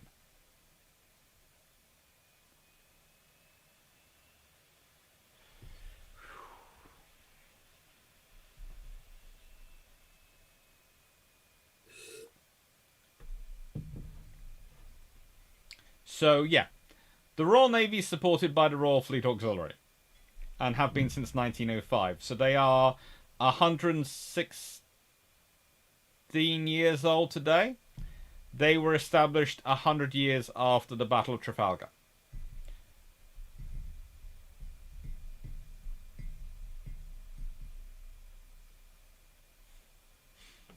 And they are technically a civilian organisation, although they are also under the auspices of the Naval Service. And they do, as of 2008, when they were 103 years old, they are presented with a Queen's colour, which is unique amongst the civilian organisations for them to have. And the reason they're civilian is because that technically allows them to go into harbours which warships wouldn't get to go into. Modern Navy has six tankers, the Tide and Wave class, plus Fort Victoria multi-role replenishment ship, which needs replacing at some point with three because currently we got rid of her two sisters on the belief that they were going to be replaced, and they haven't been yet. That's the solid store ships.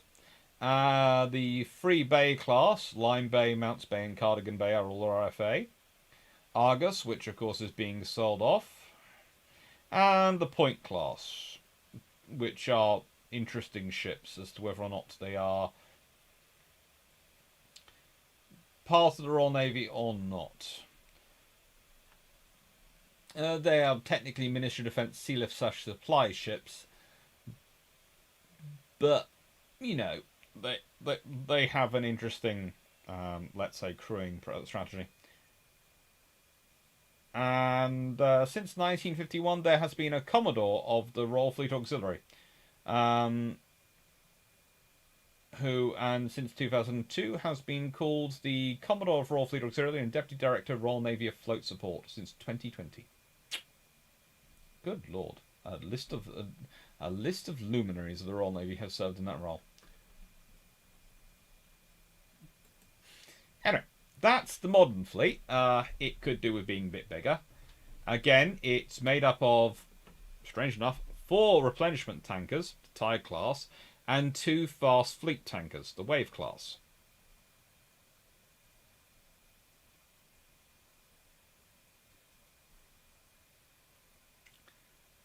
Fast fleet tankers tend to be smaller than replenishment tankers.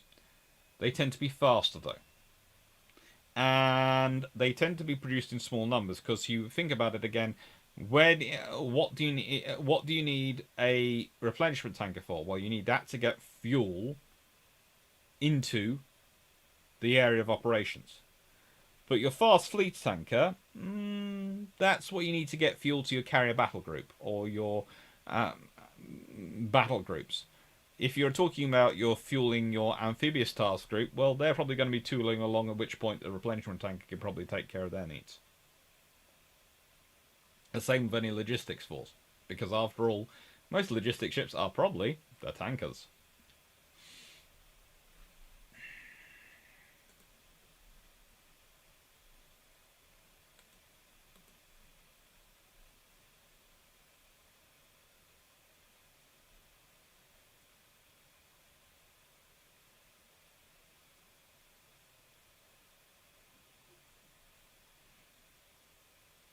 Ah. Nice signal. Night. At least the Aussies helped the US in Vietnam and even sent troops. Thanks. We did have a lot of bases in the region. Philippines being the major naval talent from the US. Yeah, they had enough. They didn't really need us.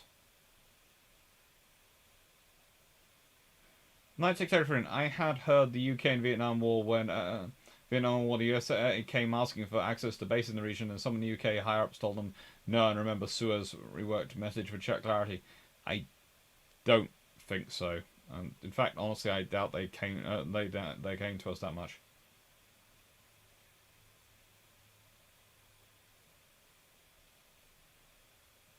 Hieroglyph. I'm just an amateur looking for book recommendations. Please ask Dr. Clarke. And hit the like button. Yeah. Who's asking for book recommendations? Cascadian. Cascadian. Who handles the logistics? That's the Royal Fleet Auxiliary. And again, there is a link down below to the Royal Fleet Auxiliary's historical association, which I've used their website for part of this and for part of the data together, and they have books listed there, and they are definitely the best place to go and start. Go to the link and follow that, and you will find some very cool stuff. Nice one. RFA, bullets. Your choice of size, beans and fuels of various sorts. Nine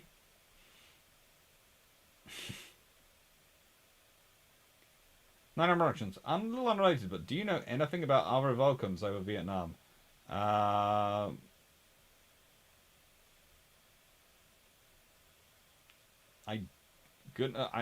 would honestly be surprised about how a Vulcan would get out to Vietnam and why it would be sent there.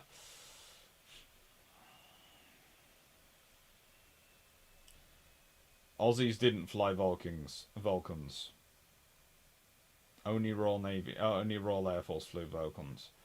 John Shea, which kind of upset the kind that RF slaps your face, or the upset where they ram your boat or ship with a tanker cargo ship? The kind of upset where they don't supply you food.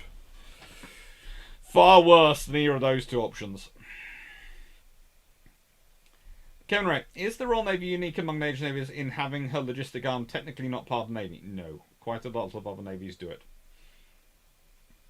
Old Richard, how much oil was available to Iran from British oil fields at Brunei? A bit, but not a lot. Not in this period. Thank you, Night Heron Productions. It's always nice to get a super chat. Currently, I'm deciding whether I'm going to be ordering food. And I'm getting hungry, so there might be a McDonald's ordered shortly. I'm starting to get peckish. My secretary friend. The RFA was how the British Empire. Why do people was?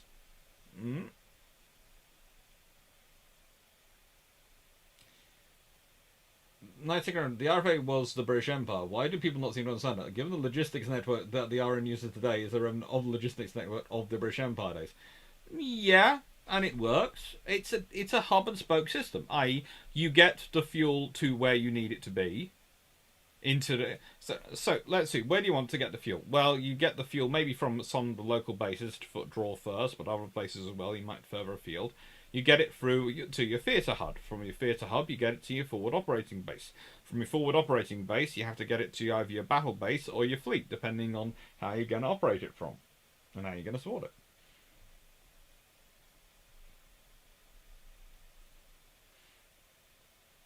Anok, USN has civilian operated USN as support ship. Okay, yeah, they're interesting.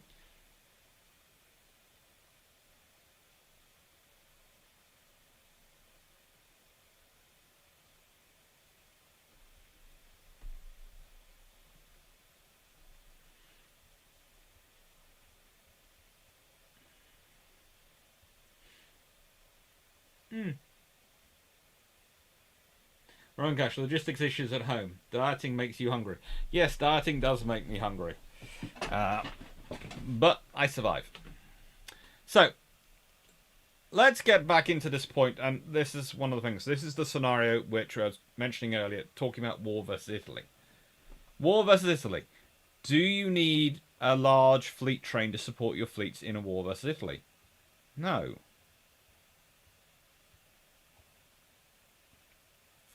How would Britain fight a war with Italy? Well, they'd been working on their carrier strike on Taranto and various other fleet bases since, well,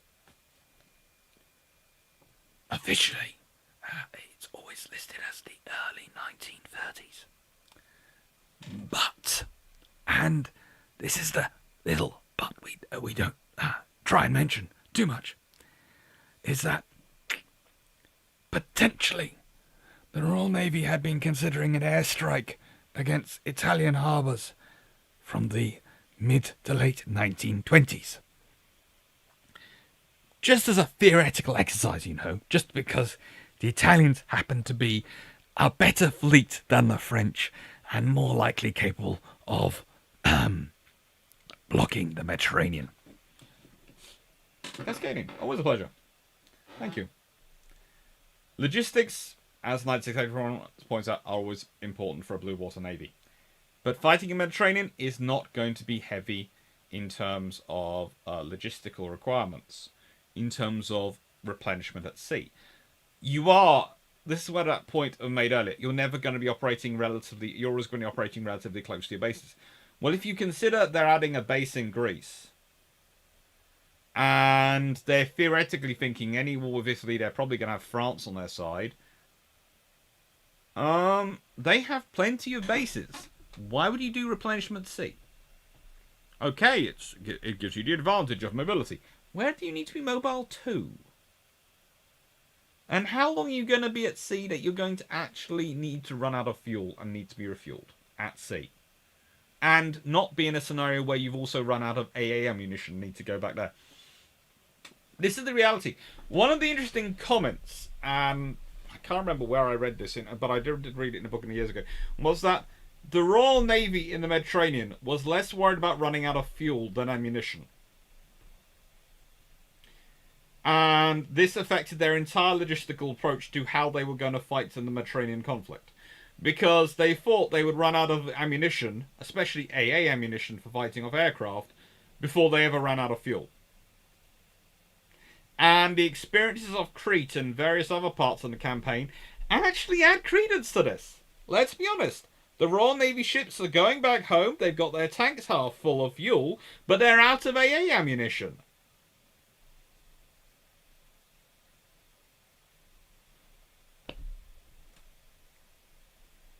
That's the reality for you. Can you refuel? Do you want to do replenishment at sea of ammunition?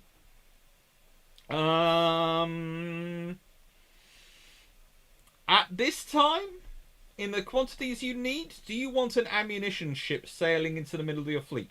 Probably not. Not when you're under severe heavy air attack. And this is something we have to think about with our own modern logistics.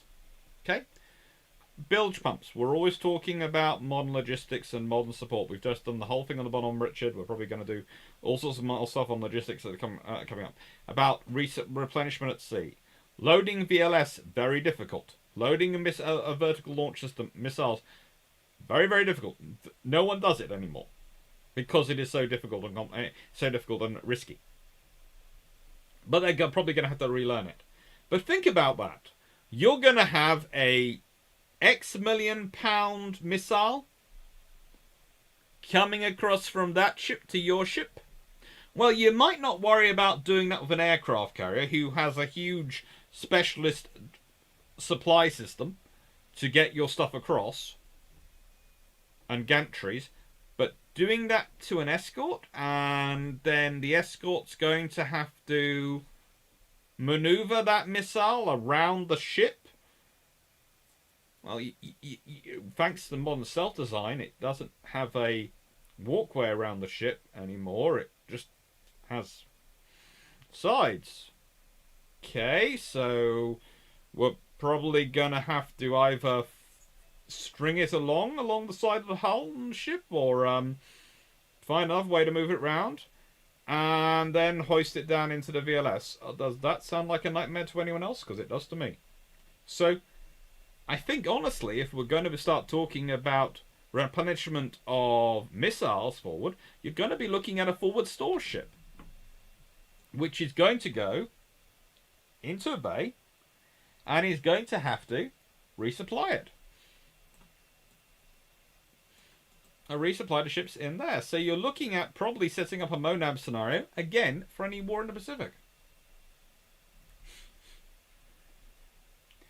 96 different. Really? An air attack with what? Carrier-based aircraft. Basically, the earlier version of Copenhagening, the Seneca, as Seneca has pointed out. The British keep considering variations on how to Copenhagen people.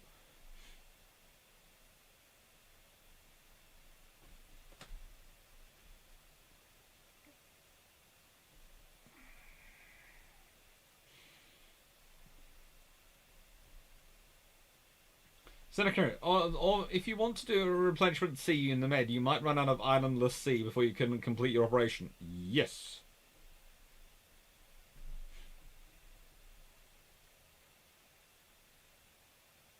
Adfab, in a Franco-Italian fight, the Corsica-Sardinia fight would have been intense. It could have been. 90K1, how many RFA ships were lost in World War II? Lots. Don't have exact figures. And there is a reason for that. There are some figures put around, but some people dispute whether the ships were. Okay, because during World War II, the Royal Fleet Auxiliary expands quite dramatically, and some ships are chartered, some ships are hired, and there's a different. Some are chartered for literally an operation, some are hired for the duration of war, and some are of course procured normally. And there's a debate as to sometimes if their charter's expired and then they sink, are they still RFA? So it gets complicated. It gets complicated how many RFA ships are sunk.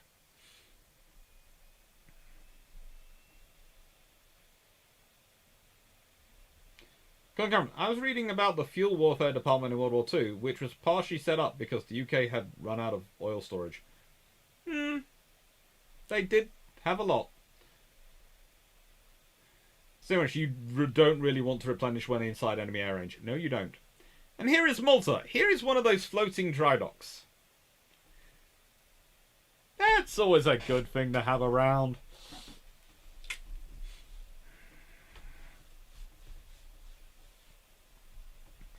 Well, gosh, time for an oiler submarine? What could go wrong? Oh, good lord, please don't. Let's leave talks about milk cows for another while. And he attempts to use old tankers as fire ships as well as underground storage and mainline national pipe network. Ooh. Yeah. They had all sorts of plans. Seneca, Trafalgar was not as influential in the Royal Navy as Copenhagen, it seems. These things happen. Let's be honest, Trafalgar is influential, as I've pointed out in the Trafalgar videos, is influential on the national perception of what a naval victory looks like. Copenhagen is influential on the Royal Navy, on what the Royal Navy thinks a successful operation looks like, i.e. taking out your enemy navy before they get there. I think that's Nelson, but I'm not 100% sure which one it is. Animal 16365. At the beginning of the end of World War II, how many high-speed fleet oilers did the RN have? They had 6 at the beginning of World War II. I think they had closer to 20 by the end of World War II.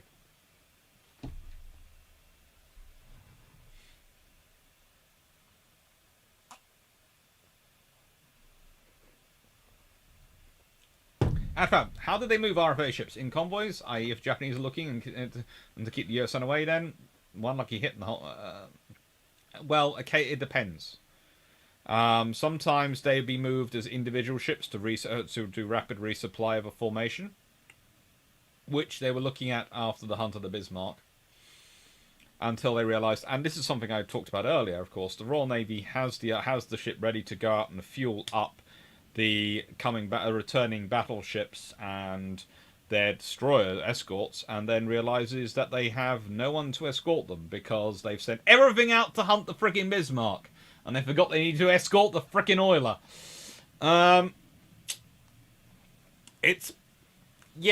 That one is a stinging rebuke of we're reacting from emotions rather than logic. That's a one lucky hit and the whole replenishment oiler blows sky high.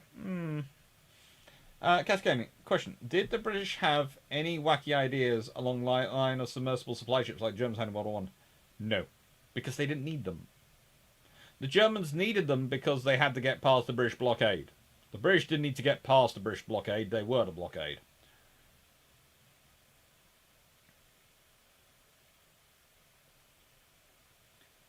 Graham Harner, they've built underground tanks all around the world. We'll be getting to that in there shortly. Ron Cash, love the pictures of Malta full of RM battleships that should float some full-sized replicas there now. Just looks amazing. Be cool. Alright, from productions. Okay, this is an odd one. Are there any old British floating dry docks still around? I think there are. Royal Navy floating dry docks.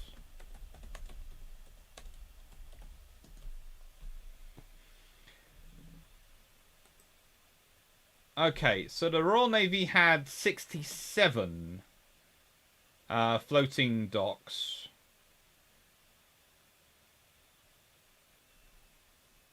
Number 60 is still in operation in Hafnir, Iceland. And it was built in 1965 onwards.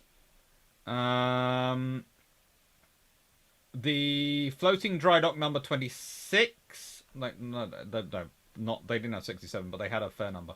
Number 20. They don't seem to have been contiguous with numbers. Is in Halfor Island, Iceland. It will be scrapped between 2021 and 2022. Number 35 was in Malta from 1948 onwards, and I'm not sure where that is now. Um,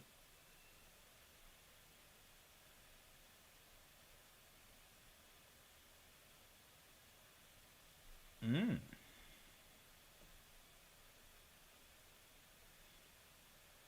yeah. There are a few of them around the world. Basically, it seems number 26 might well still be in, which was originally fabricated in Calcutta and assembled in Bombay in 1944. Was moved to Hafnir, Iceland in 1985. Is being scrapped this year or next year. And there's still one up there, which is number 60, which was sent to Iceland in 1997, is still in operation. I'm not sure where the rest are.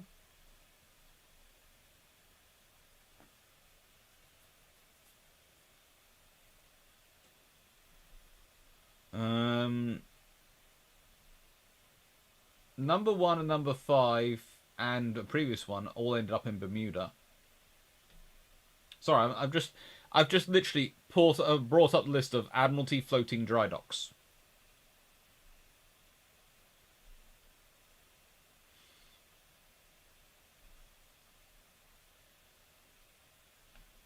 They even produced one in 1960s, which was designed for destroyers, frigates, and nuclear submarines, which was 120 meters long. It's short now for modern systems. And the one which is still in Iceland was built in 1965 for a 6,000-ton capacity for nuclear submarines. Still used in Iceland, apparently.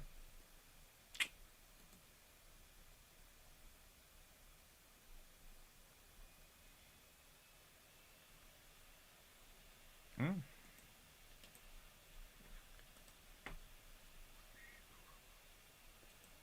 Right.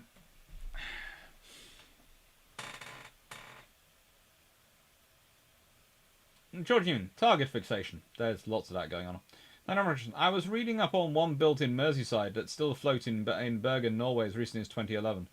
That wouldn't surprise me. Floating dry docks are useful, and as long as they're well maintained, they can be around for a long time and still be very useful because they're big money.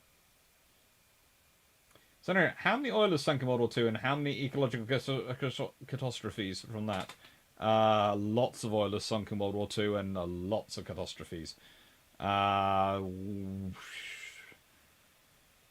let's be honest, there are the Japanese ones lost, the Italian ones lost, the German ones lost, the British ones lost, the French ones lost, the American ones lost, and all the other allies lost. There are lots and lots of tankers. That's a massive list to bring together.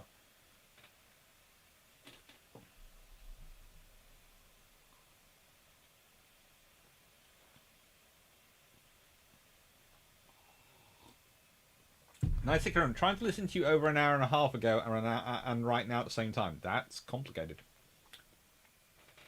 Seneca, they say it took about 15 years for the oil to all disperse from the sunken ships of World War II. Remember, modern supertankers are like 5 to 6 times their tonnage. I'd go for a bit bigger than that. However, there is still an Austro-Hungarian built floating dry dock in an island's harbour near Rijek, Fiume. Oh, that's cool. Before anyone asks what I'm doing, I have finally given in. I am ordering my snacks, so I do apologise.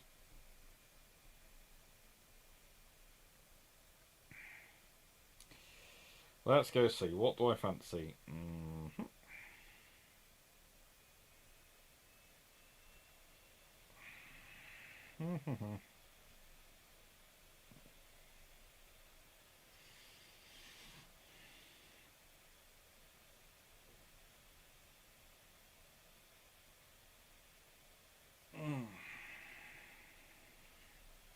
Right then.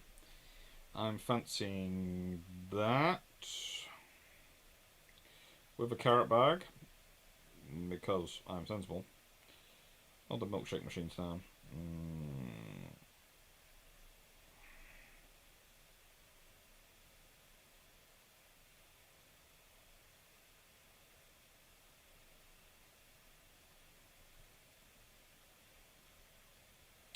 And I don't want onions, thank you.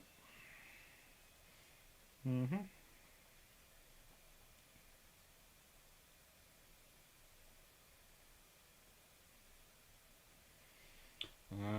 what else do I want?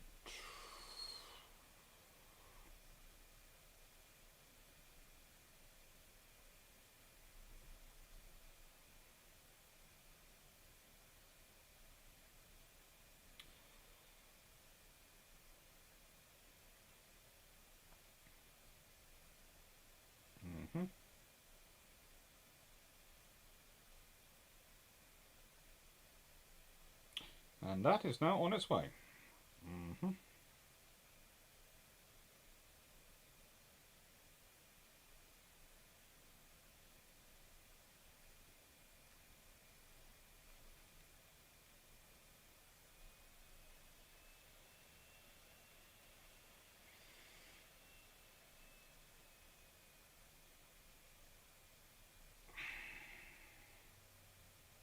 So I'm sorry about taking a second to do that, but I'm hungry. I've been quite good today.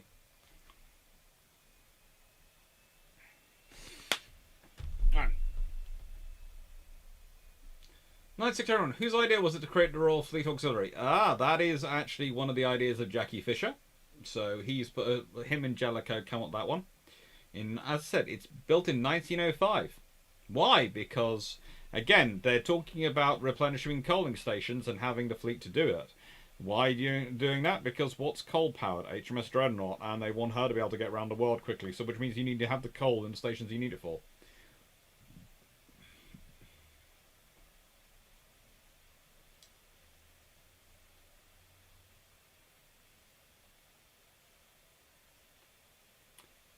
Rijeka.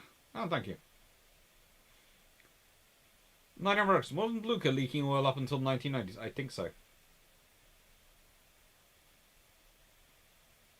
I'm not doing pineapple pizza. Don't worry. Mission. Was there any thought given in disguising tankers as Nelson or Rodney? No, no one thought that. But let's get into again this one. This is, of course, the scenario for a war with Germany. This is the options. You have the home fleet. You have the various ports and harbours. You have Germany. If your planning is to blockade, and this is, remember, the British strategic plan for blockading for Germany is to blockade them. Well, do you need tankers for this? Where are you operating? You're operating in the North Sea. Potentially the North Atlantic, but hopefully not the North Atlantic.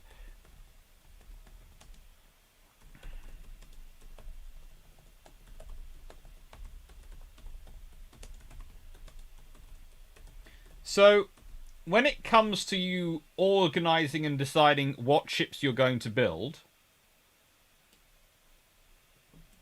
well, again, I point you to in the one of the things we often talk about when we talk about Britain's preparations for war with Germany, Britain's preparations for war with Italy and war with Japan, is what is the cycle of stuff they're ordering them in. So, for Britain, is a shortage of fast fleet oilers a massive problem for a war in the Far East, or something they can build up and deal with? It's something they can build up and deal with. So that's going to be later on the procurement program, whereas things like Flower class corvettes, which they need to build up, but then they're not going to concentrate until they've got the cruisers and the destroyers and the production. They've got them churning over. They're going to be slightly further ahead of that. Do they need flag-class corvettes for fighting a war versus Italy? Nope, because their plan is to seal Italy up in Gibraltar and in the Mediterranean. Do they need flag-class corvettes for fighting the Japanese? No, because it's unlikely the Japanese could reach anywhere near the major British trade routes, because the major British trade routes all run through places like the Atlantic, the Mediterranean, the Indian Ocean, and hopefully the whole thing is to keep the Japanese in the Pacific. Why do you need flag-class corvettes? One scenario only: fighting the Germans, who will go for a submarine war again. And why did the British agree to 35% agreement with the Germans? To buy them time. Why are they buying themselves time? Because they are rearming. They know they're growing their fleet, and they think that if they get the Germans to sign up to 35%, they look at the German maritime infrastructure and they go, well, A, we can deal with 35% and still have enough fleet to deter the Japanese, because that leaves the 65% of the fleet to deter the Japanese, and, well, or 60%. And the Japanese are roughly supposed to be 70% of our strength, theoretically. And in practice, it's going to take the Germans so long to get up to 35% of our fleet that we don't have to worry about it, because we'll have started out producing them long before they do that, because we've got our emergency class destroyer battleships on the books, the plans. That's what lends up to the Vanguard class. We've got the King George fifth class under construction. We're then going to go for the next King George, the successors to the King George V's in construction, as again Drax gone through in Plan Z, and we're upgrading and the Queen Elizabeths and Renown, Repulse, and probably Rodney, Nelson, Hood are all going to get upgraded. Rodney and Nelson are fairly new ships, but we're going to upgrade and improve them. So if you think about that, you've got two late 1920 ships you're going to upgrade. You've got the Queen Elizabeths, which you're going to upgrade, which can probably take on most things in terms of most of the Italian older ships, which have been upgraded once they've been upgraded, and probably even some of the German ships, even some of their newer ships. When you look at the Scharnhorst and Gneisenau. So, okay, we can deploy a fleet to the Far East. And this is always what you have to think about. The Royal Navy's always thinking through the various scenarios. They're not committing to a plan, because if you consider the Americans can commit to a plan for war, can develop War Plan Orange, etc., because they know what they're going to have available to fight War Plan Orange. Because the odds of them ending up fighting a war versus Germany, only if Germany first gets past Britain does Germany become a problem for America. So that's going to be a fairly big war and give them a lot of time notice. What are the odds of America ending up a war with Japan, with Italy? Italy? Huh? Again, we go back to this.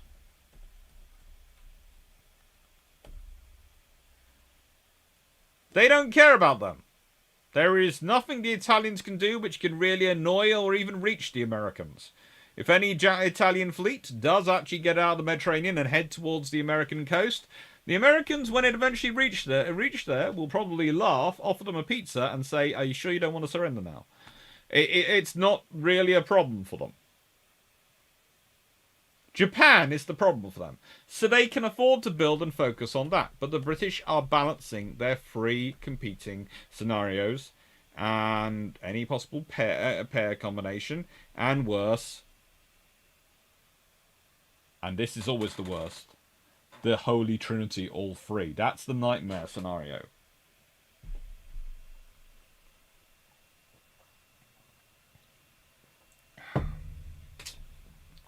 And that will always be the nightmare scenario. Because it is. Because, think about it. How could it get any worse? The only way it could get worse is if America joined in. You're literally talking about Britain having to fight the third largest navy in the world on the other side of the world, with its main supply route being blocked by one of the most balanced and well-designed and developed navies in the world, even though it's one of the smaller ones. whilst also having to fight against the Navy, which is quite literally over the other side from the home of Britain, where it's all its infrastructure and industry is based. This is the nightmare scenario.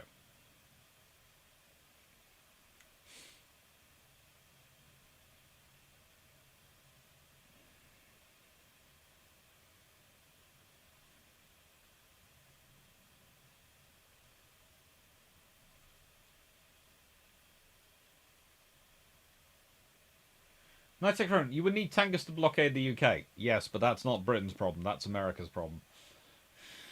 Germany's not thinking about blockading the UK. Not about only submarines. Thanok, Grey Steel and Black Oil, online book by USNI on RAS 1912 to 1995. Yeah, it's quite good. Nowadays they use chemical dispersants, which is far worse for the environment than letting the oil break up on its own. I'm not sure about that.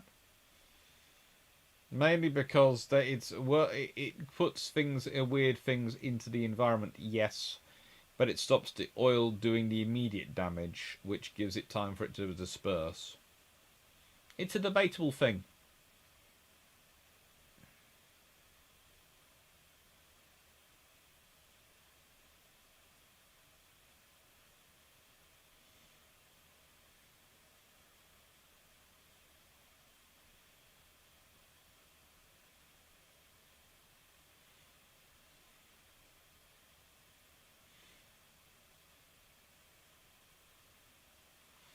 And especially, I have to say, some of the stuff the US uses these days. We'll leave that on one side.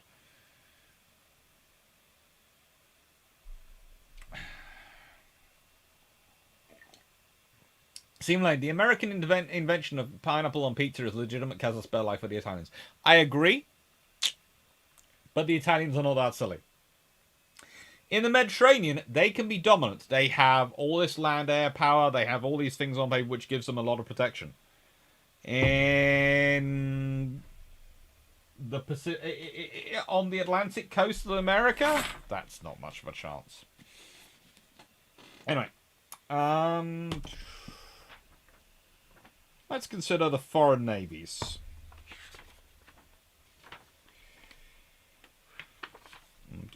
In 1939, Japan.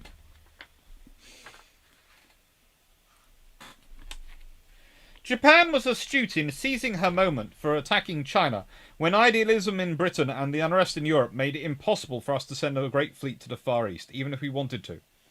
While the pacifism which held the United States in thrall minimised the danger of any interference by the most formidable navy with which she might be confronted.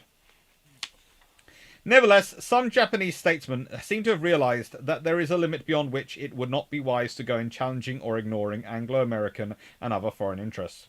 For in the final event, it might result in an overwhelming combination of naval strength being brought to bear in support of those interests. The resources of the nation are being poured out in an effort to overrun China, and it's difficult to see how Japan can at the same time do much in the way of naval expansion. The day-to-day demands of the army for munitions and maintenance must necessarily compel the navy to take second place. Nevertheless, naval budget for 1938 to 39 is 677 million yen. This is no less than 1/4 of the national budget. It is expected, however, that over half will be raised on credit. Particulars of the new construction program have not been made public, but in a foreign press report, it intimates that it will include 3 battleships, 5 7,000-ton cruisers, 8 1,800-ton destroyers, and 6 submarines. The interesting point is when you get to the miscellaneous vessels. The first big repair ship built for Japanese Navy was launched last year. This is the Akashi, of 10,000 tons. The Sino-Japanese War has resulted in the appearances of types of craft specifically designed for landing operations. They are a dispatch boat of the CMB type. An armoured craft, something like our wartime motor launchers, 50 feet long and having a speed of 10 to 12 knots, 2 machine guns and a pom-pom, with accommodation for the crew, all under light armour. A small military landing craft of 45 feet and a speed of 8 knots, having capacity for 40 men with machine guns in the bows, draft about 3 foot. A large military landing craft of 56 feet and a speed of about 8 knots, and a capacity for 90 men. The engine and steering position aft are protected, and the propeller is of the worm type in a tunnel. draft about 3 feet. These crafts were transported in a mothership of about 10,000 tons, having a hangar forward. Next stowage for Category 2 is aft, for Category 3 amidships on top deck, and hatches in the ship's side and waterline give access to Category 4. Large flap doors give access to the flat stern over which it appears the landing craft are launched.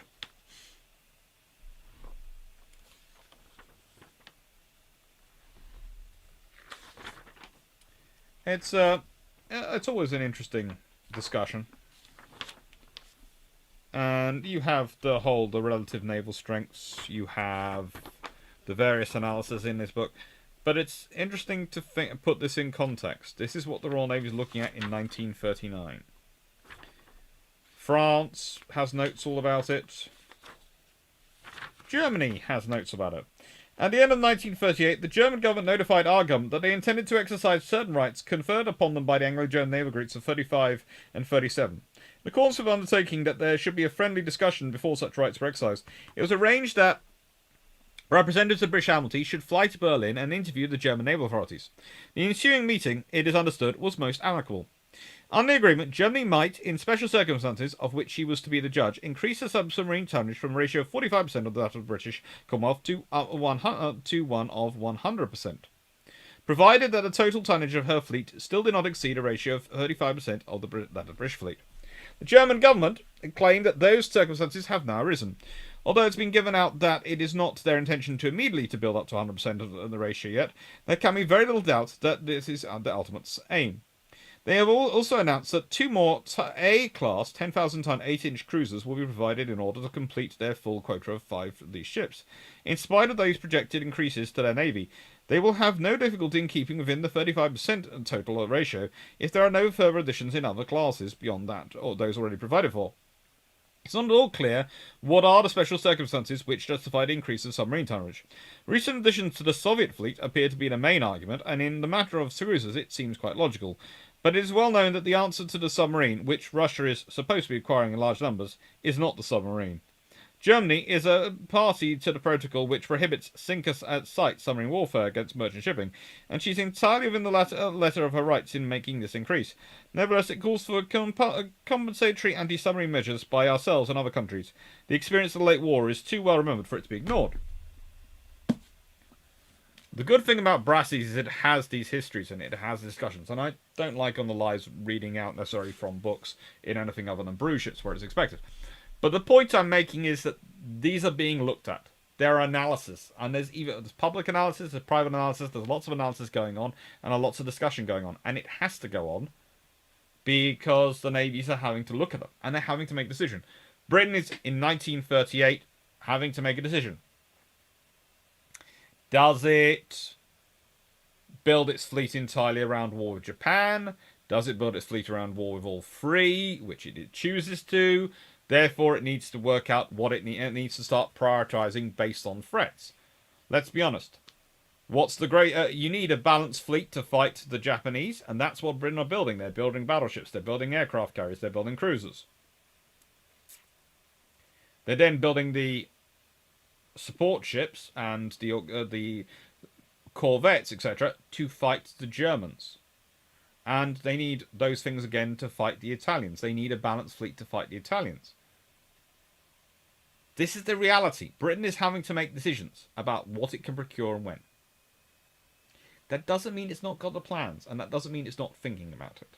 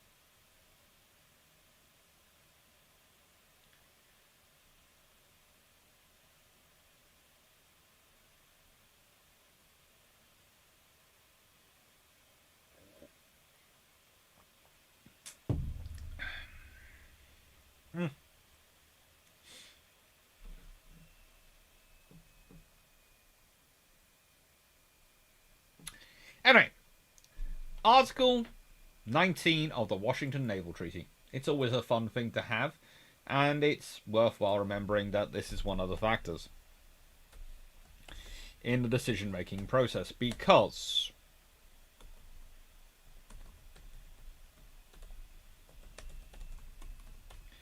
it limits how you can prepare for war. It limits how you can approach things. It limits what you can do. Because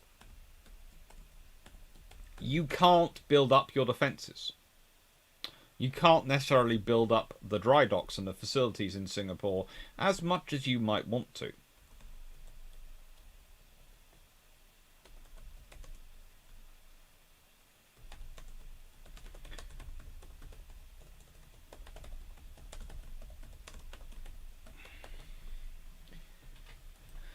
It literally specifies these things entirely. It says the United States, the British Empire, and Japan agreed that the status quo at the time of the signing of the present treaty, with regard to fortifications and naval bases, shall be maintained in their respective territories and positions specified hereunder.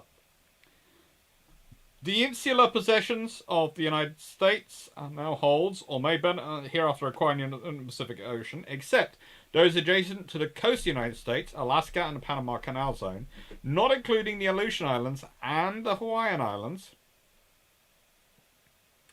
Hong Kong and the insular possessions which the British Empire now holds, or may thereafter acquire in the Pacific Ocean, end of the eastern meridian 110 degrees east longitude, except those adjacent to the coast of Canada, the Commonwealth of Australia's territories, and New Zealand.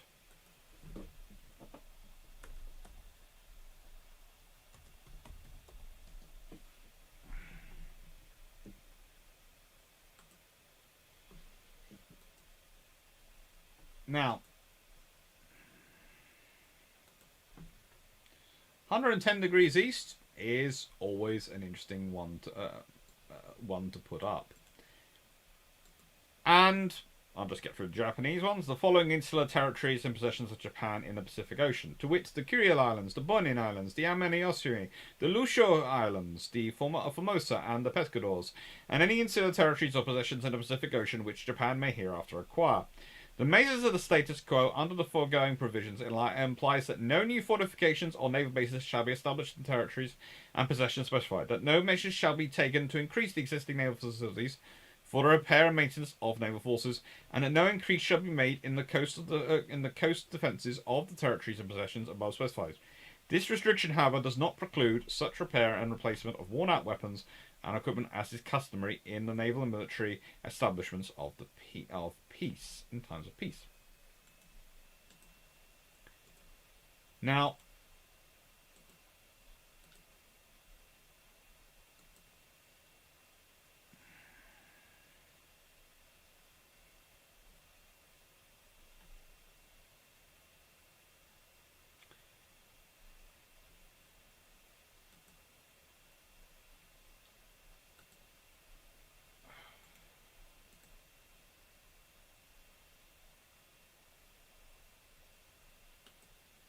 I'm going to see if this works, because I have a picture to illustrate this, but it only worked once when I've used it on this. So if it goes wrong, hey, it sort of worked. Earth coordinates map, lovely thing. Now,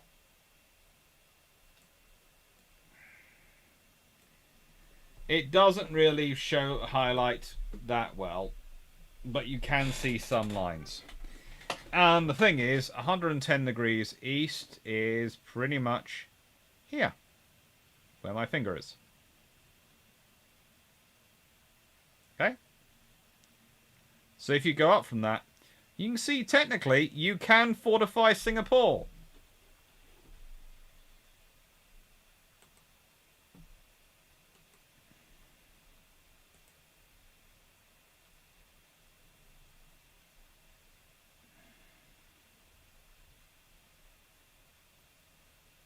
Can technically fortify Singapore, and Britain could therefore have done a lot more work on Singapore. Again, this is example of Britain using its I don't know. It's skill for doing for managing to manipulate treaty agreements, but it works.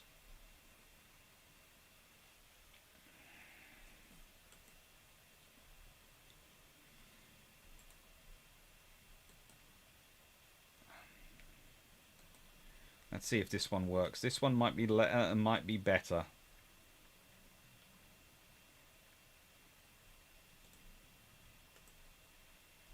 It's gonna have less detail. Ah, yeah, that goes. There you go. This is nicked from some random person on Twitter, which has shown up in a Google search. But the 100, you can see it goes up, and you can see that Singapore is just to this side.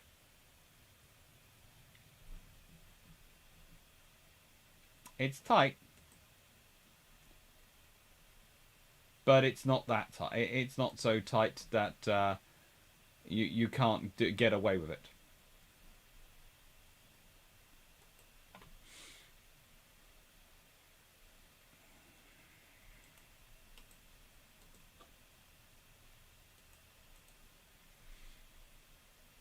Take care, Henry.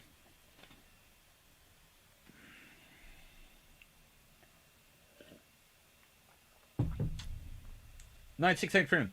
Wonder how the British and US would have reinforced their base if Article 19 never existed.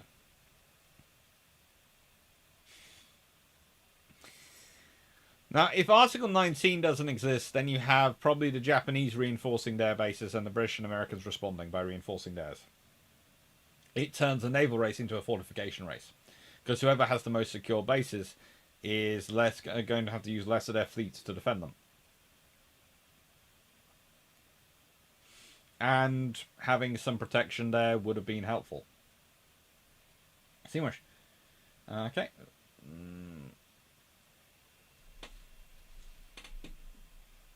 Okay. World War II submarine history with Haiku. Ultra was more impactful at the strategic level, Huff Duff at the tactical level. Oh yeah. Then there's Politics 1. Who interprets it? Who interprets the treaty or interprets the line? It's down to the individual governments to interpret it, and they make their case.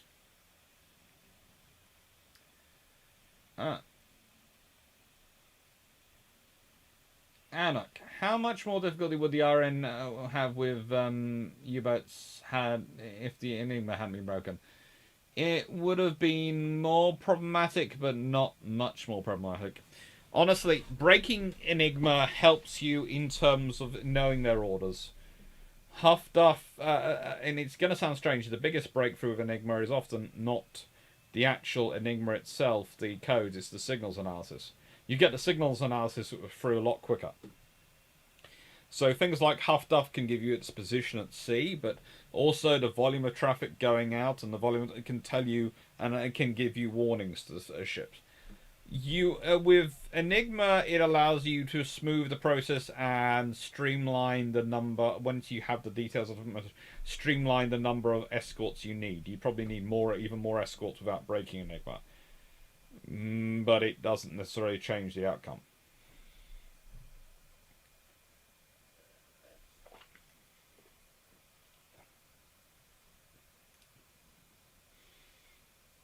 Nice agreement. The long patrol video is probably quicker to watch. It always is quicker to watch. That's the point about long patrols. They're not me interacting and answering questions. They're a lecture rather than a seminar.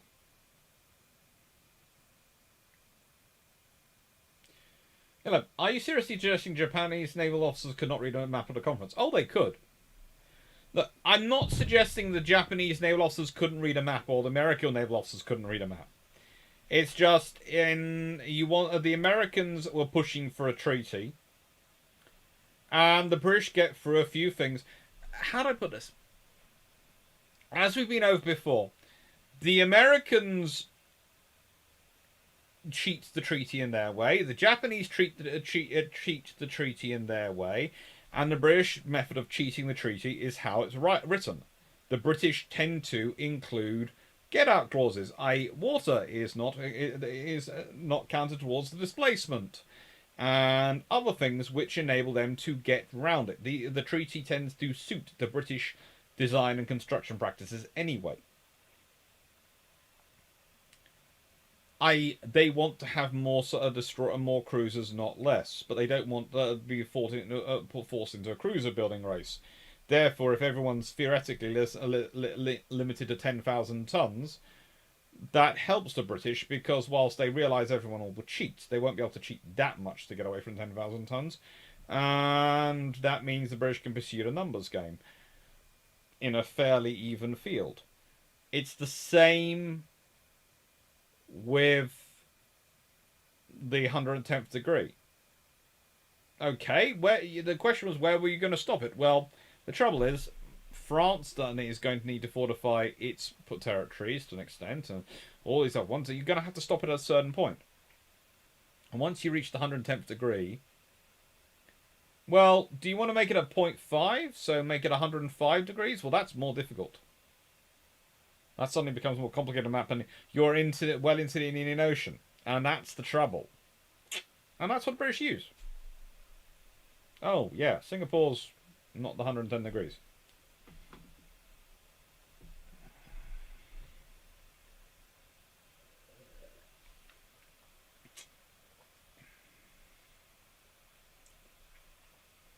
Daniel Pollock. So the treaty isn't enforceable. Oh, it's enforceable. It's just who's going to enforce it. The whole point about the naval treaties is that there is no arbiter to go around enforcing on everyone. It's a collective decision, and the collective decision is: are you actually? Do you consider what the French, what the Italians are doing, the Germans are doing, the British are doing, the Americans are doing, Japanese are doing, is enough to justify war? If you don't want, because that's the only way you can enforce a naval treaty. You either follow it, or your methods of enforcing a naval treaty are admitting people are cheating, and therefore the treaty collapses and it descends in everyone's then building a naval race, and it's all out of control and completely unstructured. Or you ignore the slight cheating on the idea that it keeps people within a respectable limit of treating, and that's basically what a naval treaty is about. It's about keeping the cheating within a certain degree of bounds, not so much holding people to it strictly.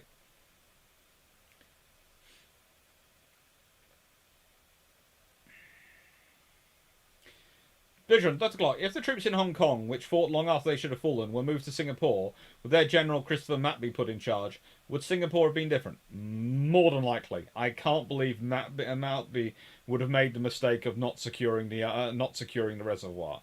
And let's be honest, one of the things at Singapore, when it falls, the British are worrying about water, the Japanese are out of food, out of everything.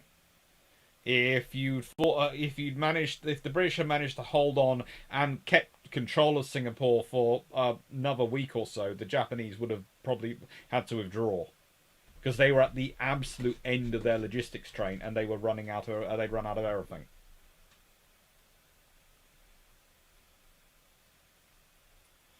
I know. Ultra Enigma lets you 1 reroute convoys, 2 gives you a hunting area where the Huff Duff can locate targets, and you can send a hunting group to.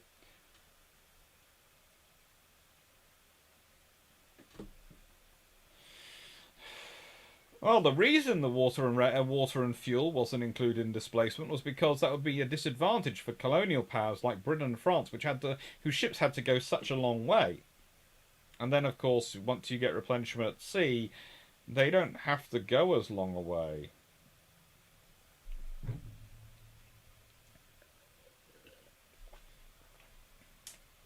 Carmen, were the radio intercepts that allowed for triangulation almost useful? Was that not one of the arguments for invading Iceland?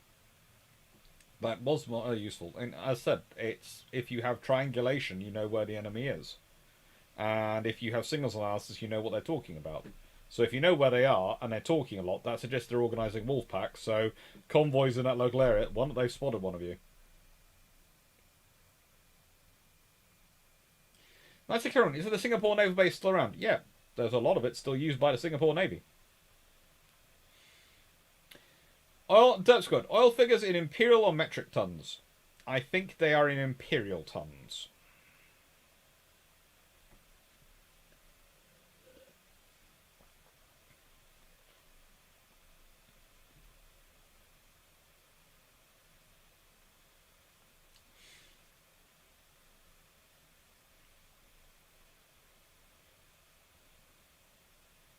Then it works. So my most cynical undergraduate arguments about why international law is often not real, proper law.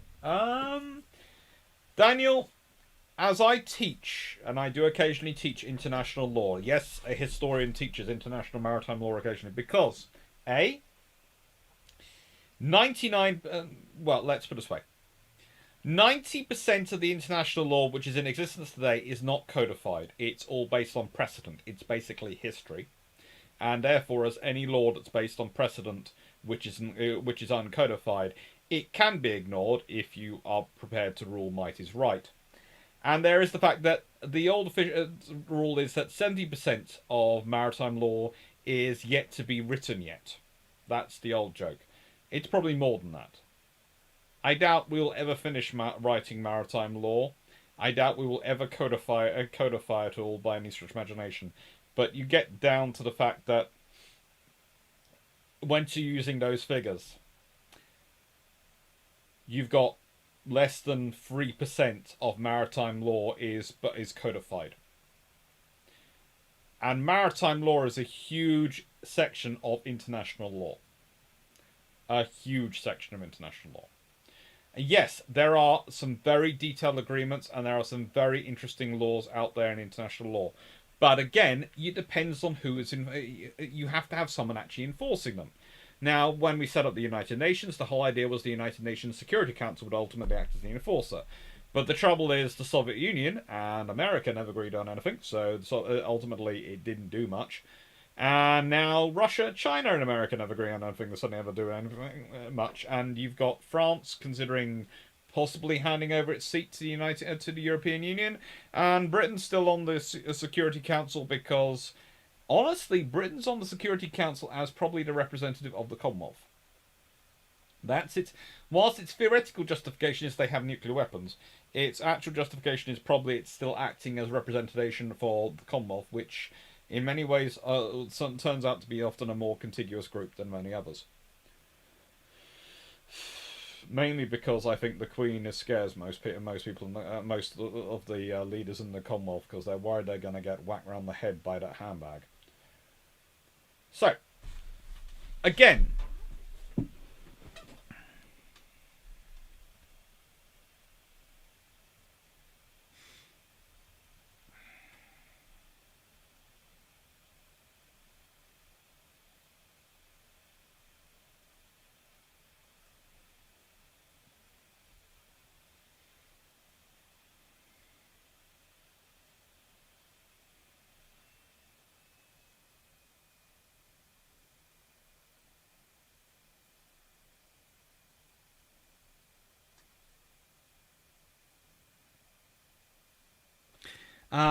again, this is in tons, but also this tells you where the British are planning on basing. And also, if Singapore is going to be your frontline operations fleet base, why are you putting over 1 million tons of oil there? Why? You're not going to... Again, it's your theatre hub. It's not your operations base. And you've got Rangoon, which is not far away, which is going to have 420,000 tons of oil there. So again, not a little bit further away. And Australia, another 420,000 tons of oil. New Zealand. So if we go back to this whole decision where I was talking earlier about it being your infrastructure hub.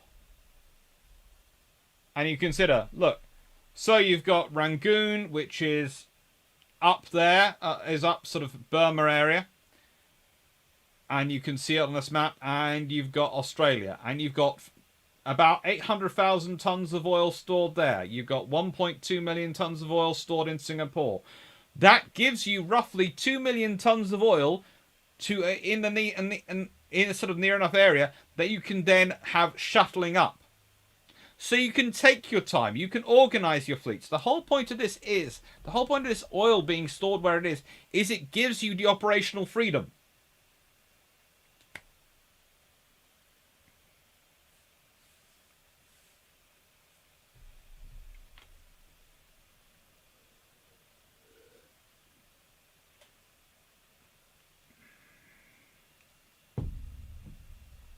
Thanks, politics. My last space law seminar put it in 99% rather than 70%.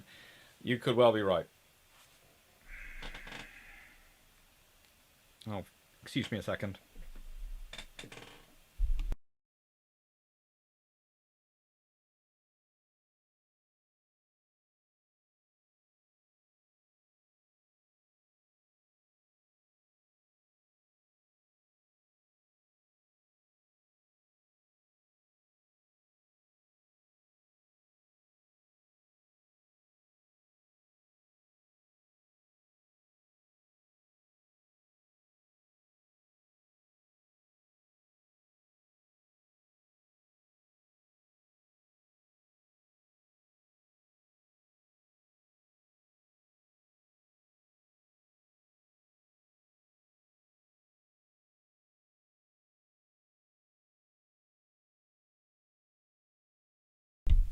Sorry, that was the quick conversation to sort out my dinner.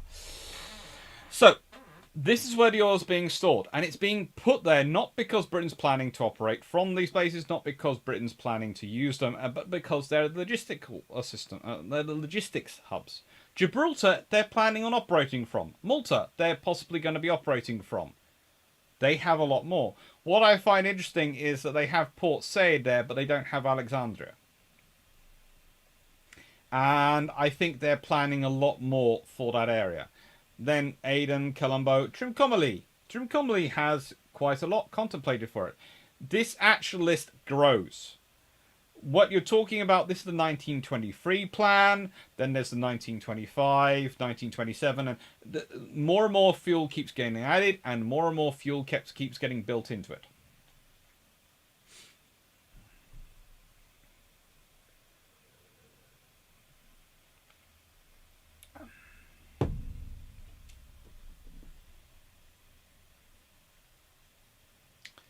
Dan Freeman, Singapore that stands? Think Malta. It would partly depend on where Japanese was held up. If a decent way from Singapore and Malaya, then it would be better than right up the water. Yeah.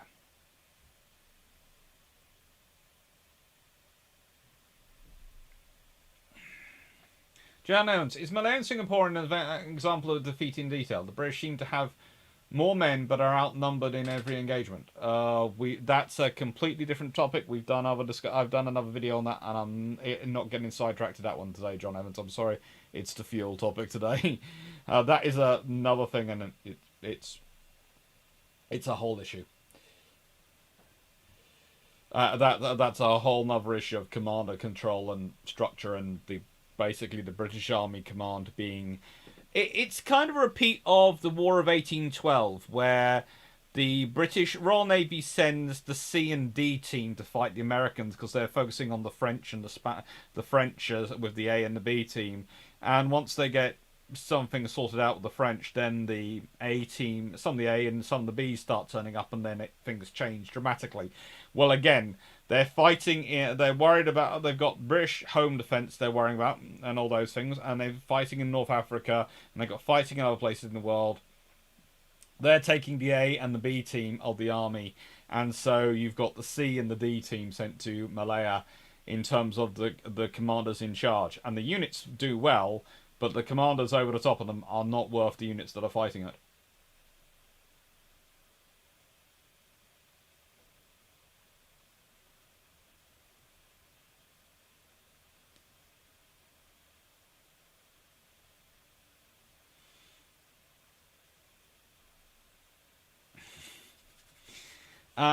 USA didn't think the League would prevent another war or was unnecessary to prevent another war. No, the USA actually were one of the ones who set up the League of Nations. They just then, Wilson dies, and so the USA doesn't join the League of Nations. Because basically the people in charge change and they are isolationists. Eliv, I'd never send the SAS after you. I'd send the SBS. The SAS might miss. I'd say didn't the Japanese take the British fuel stored in Singapore? They got some of the fuel they got their hands on, yes.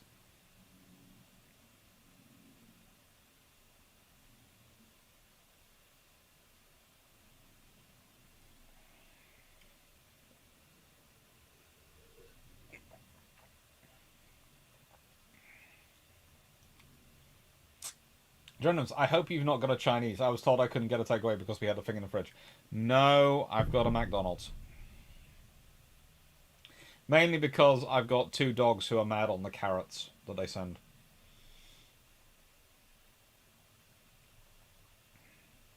Hmm.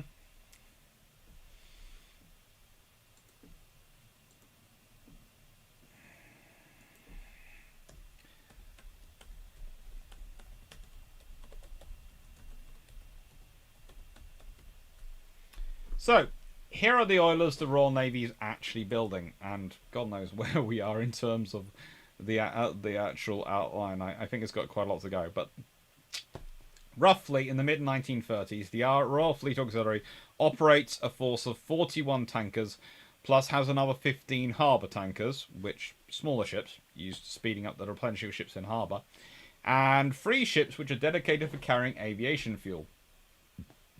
examples of these vessels. A huge number. Now, again, this is mostly taken from the historical RFA.org, which is the list which is linked down below. And you have a lot more than that once you start having the Dale class being built. You have the 1938 Dales, which are Kendale, Ceddardale, and then you have some of the older ones: Aberdale, Aldersale, Arndale, Bishopdale, Boredale, and Bromdale. The RN is building a lot of tankers for the Fleet Auxiliary. They're starting the structure in 1937, and their first thing is to not replace their fast tankers, because the fast lease tankers are some of the newer ones. They're the 1917 ones. They still have some 1916 tankers in service, and they'd like to replace them first. I can't think why. You have also the War class, which, honestly, some of them I'm not sure where they are. And one of the interesting things for this is War Gurkha.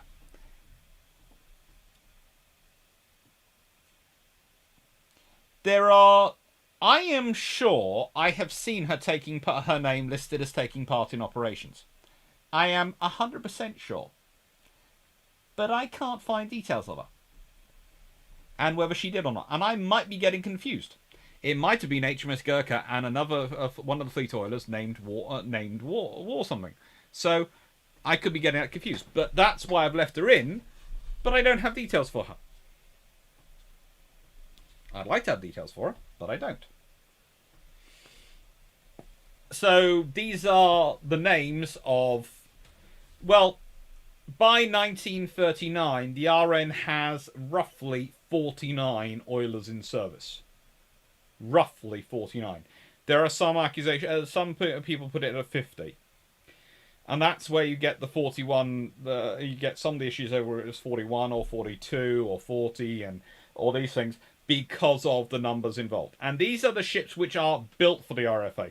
They're not the ships taken up from trade, they're not the ships chartered, all the other options, or the vessels captured, which are German or Italian and used. These are the ships actually already in service with the RN, Royal Fleet Auxiliary, built for them.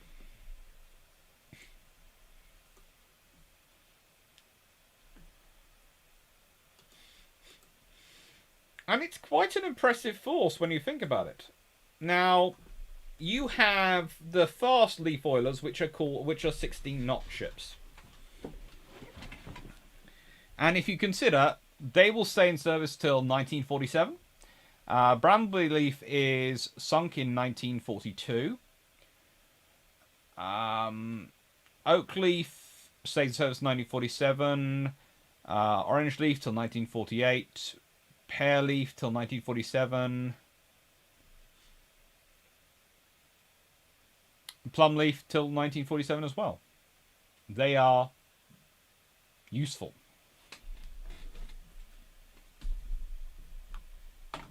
Excuse me a second.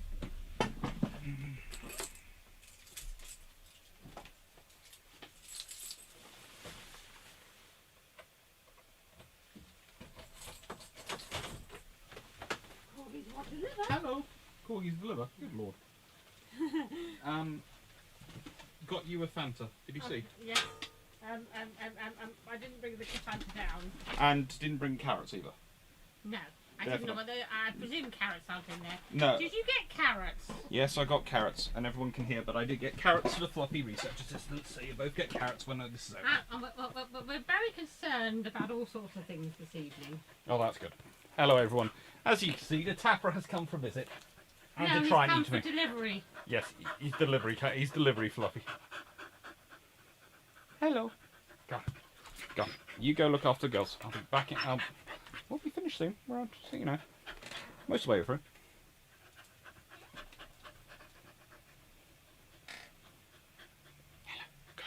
I'm preparing top dog turkey.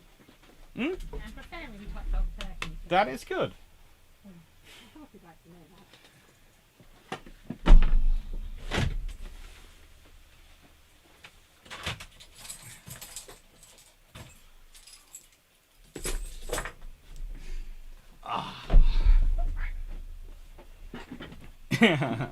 Yes, carrots do rule, according to my fluffs. My sister also prefers Fanta to Iron Brew. We try not to talk about that often, but I am indulgent of her. Whenever I go to McDonald's, because I tend to order her the Fanta because she's trying to be good and not buy bottles of it at the moment. But she does like it when she's had a bad day at work. Night 6 and the fast fleet tankers are still used by the RFA today. Well, they have two still. They have two in service now. Not the same ones, different vessels.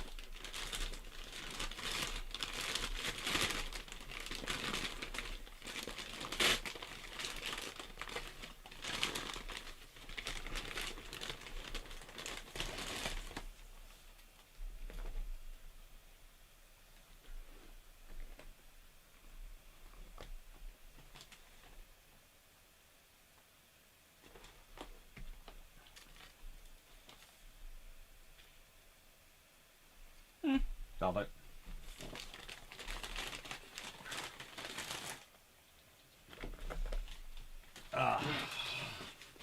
So, hello to Thafra. Yes, Thafra will get a message.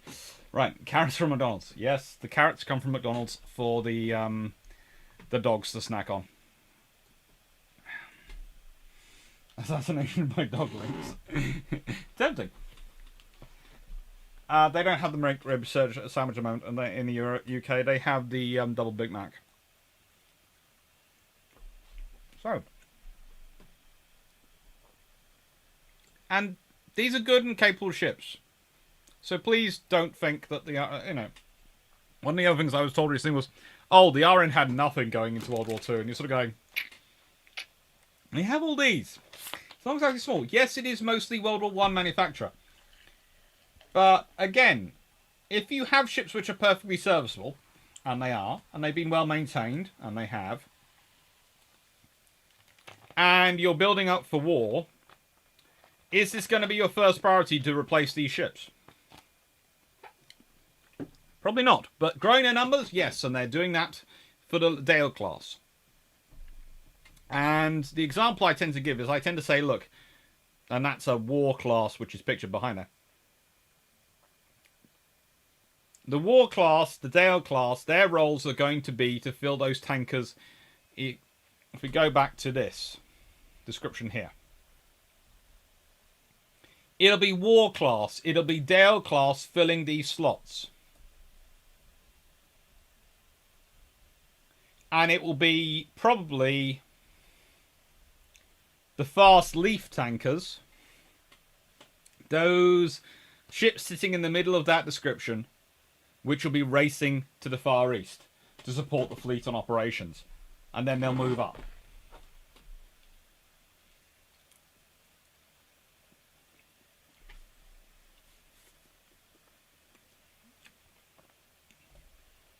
Right. So here's the situation with Japan. Details of Japanese naval construction released for publication are meagre, but there appears to be a strong tendency to build ships more powerfully armed and better protected, and to attain these advantages at the expense of radius of action. This seems to indicate that in the event of war, Japan would not seek to join action in enemy waters, but prefer to engage a hostile fleet nearer her own ports, where she would be at a considerable advantage strategically and possibly even tactically. A very logical policy for a nation without overseas bases. Now, we can talk about the underestimating of Japanese naval strength till we're blue in the face, and pretty much we probably will do at some point. But the reality is that this is what's being talked about in terms of public knowledge. Brasseys is not a secret book. Brasseys is not something being held quiet. These books are published. They are available to be bought and purchased in the shops, the equivalent of Waterstones of their time. Smiths usually sometimes stock them.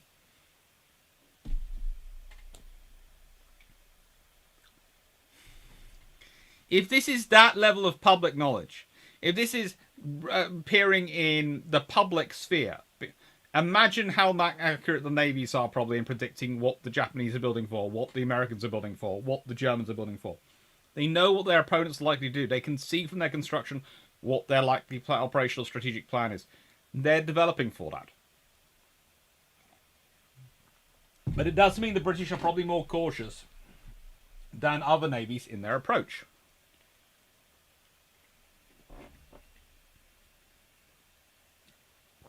Why? Because the British won't be building around a single fixed plan, because they don't know if they're going to be fighting the Italians, they don't know if they're going to be fighting the Germans, Japanese, or any combination of three. So, knowing what the Japanese are going to do allows them to work out and have an idea of what they'd like to do in response and what they need to prepare for. But it doesn't mean they're going to prepare a fixed plan, because you'd only prepare a fixed plan if you were sure of what you're going to have to counter it. If you're not sure what you're going to have to counter it, you're going to have to adapt your fleet as you go.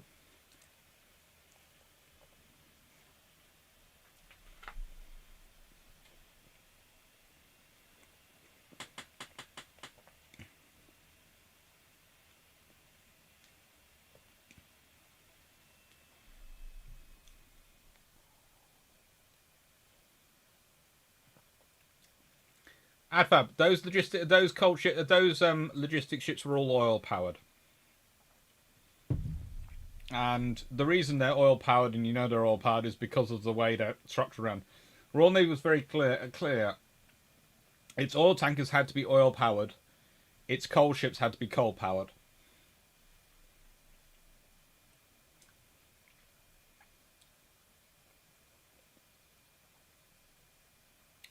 That's good. The Royal Navy had pretty much withdrawn from the Far East by the 70s. Well, there was the 1966 Defence White Paper. Any ships in that area would be on patrol, not based there. They'd make port calls in friendly ports, but not stay there. Pretty much. That's the 70s fun. Vendor assuming, wasn't there a Japanese army ships that went looking for the Prince of Wales and Repulse Rex to try and get the British technology, like radar? There was some Japanese army ships used for that role hired by the Japanese, well, basically used by the Japanese Navy, because they were some of the largest floating cranes they had. Honestly, they turned out they didn't get much technology from the Brits. Possibly because of the level of destruction, possibly because the crews managed to destroy the bits which were sensitive before the ships went down. Either way, it seems they didn't get that much, or at least not much we can prove they got. Remember, of course, the Japanese did a very good job of destroying destroying their own research, so we'll never be quite sure.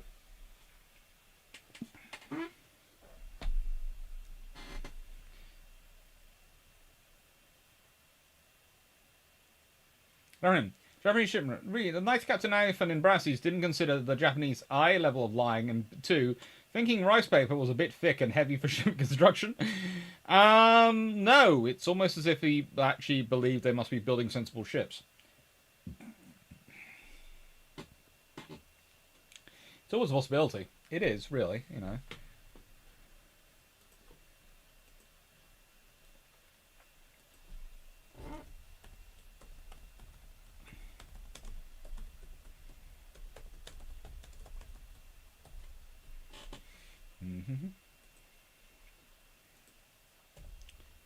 So, here are some British oilers which are being built. The Naval class are built by Admiral Henderson and are ordered by him while he's still in charge. And there are plans going on for various faster and larger ships. Now,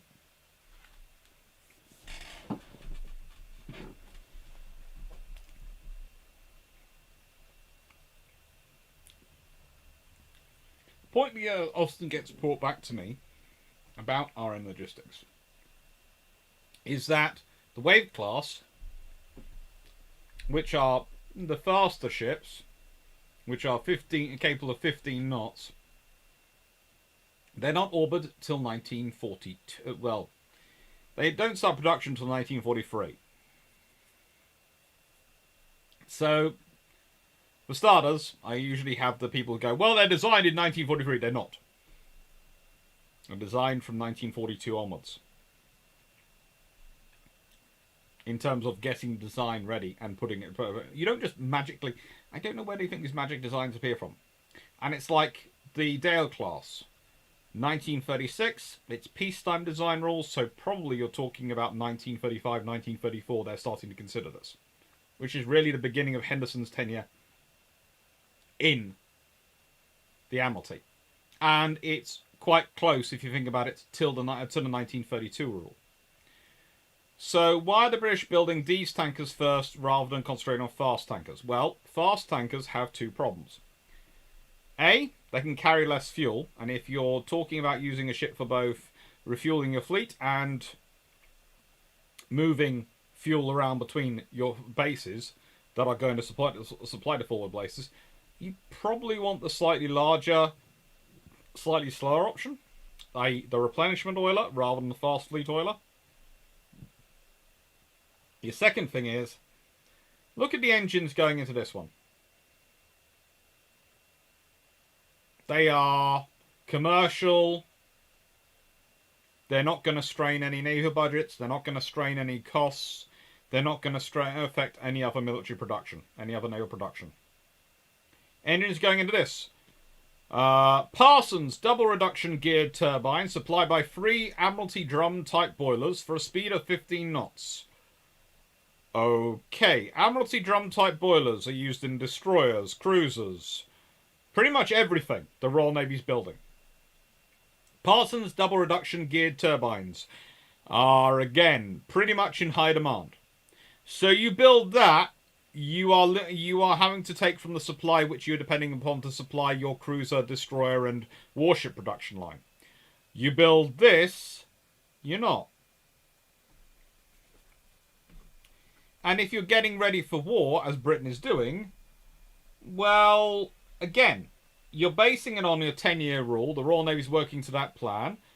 If you're talking about what you're building between 1936 and 1939, 1940, you're probably going to churn out the more numerously required these vessels.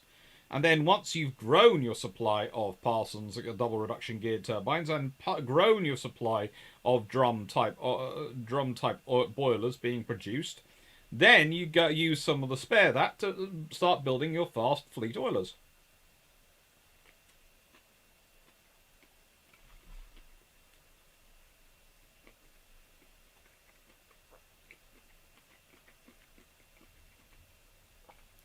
Brasseys is another book, kind of like James World Fleets.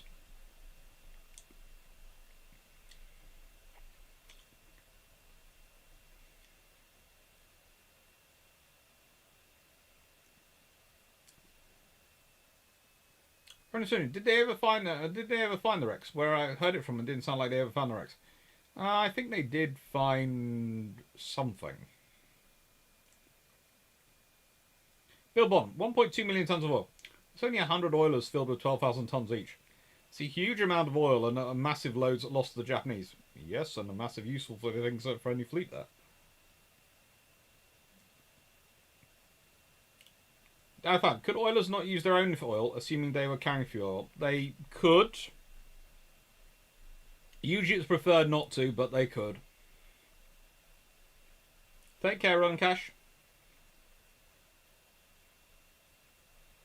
George Newman, Olympic Lineman's Olympic Titanic designs in 97. First keel started in December 1998. First ship entered service in June 1911. Yep, and that's civilian production in peacetime. So, ships do not magically appear. And my point about the Wave class is that there have been a fast fleet oilers being looked at by the British for a long time before then. So when people turn around to me and go, oh yes, but the British weren't building fast fleet oilers till 1943 when they got the designs off the Americans, I go, A, what American designs look like the Wave class? Usually they're faster than them. B, no. And C, yes, they did get information off the Americans, because 1943, the Americans have been doing it for a couple of years. The British have been doing it since 1939. Have been doing various operations, but let's be honest, the British operations in the Atlantic and the British operation in the Mediterranean haven't required much replenishment at sea. So it's only when you started operating the Eastern Fleet that you started having replenishment at sea. And by the way, which tankers end up with the Eastern Fleet? Oh, it's the fast fleet tankers. Oh, it's the Leaf class. That's a surprise. This is what's going on, and the Royal Navy, and people then go, "Wow, during Operation C, he takes his fleet back to Abu Atoll. to fill up there. Well, that's because he's made two decisions. One, Somerville doesn't want his to convoy and use his ships because he has a limited number of ships to escort a convoy of tankers slowly plodding around behind him. He doesn't want that. So he prefers to position them at Abdu Atoll, leave them there with some protection from the atoll and the fact hopefully they're hidden there and Japanese don't know where they are, and use all the escort ships, the destroyers, etc., and cruisers, which he'd have to use to escort them, to escort his actual fighting fleet. It kind of makes sense. If you have limited forces, it's not necessarily what you'd want to do if you're fighting in the Central Pacific, and you couldn't do it if you're fighting in the range of the Central Pacific. But again, if you're fighting in the Bay of Bengal area of the Indian Ocean, that's different.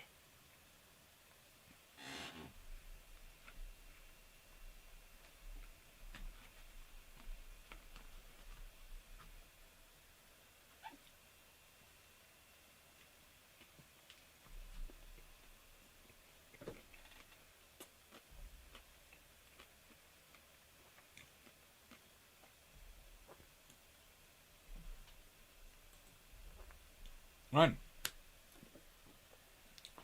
So what is the problem? Well, it's the 1939, 1941, 1944 problem. That is the problem with British logistics.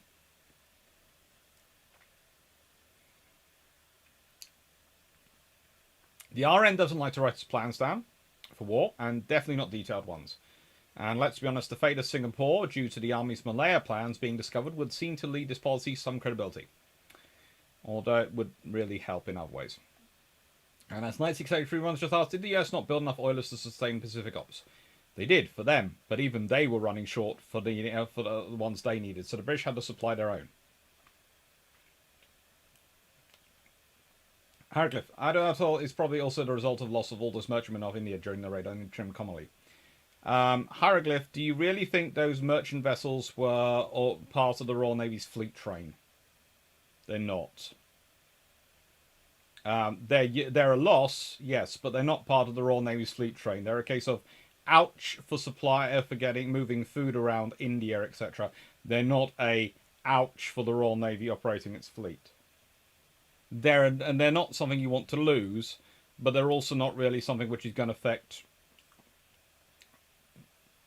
Somerville's operations at this point.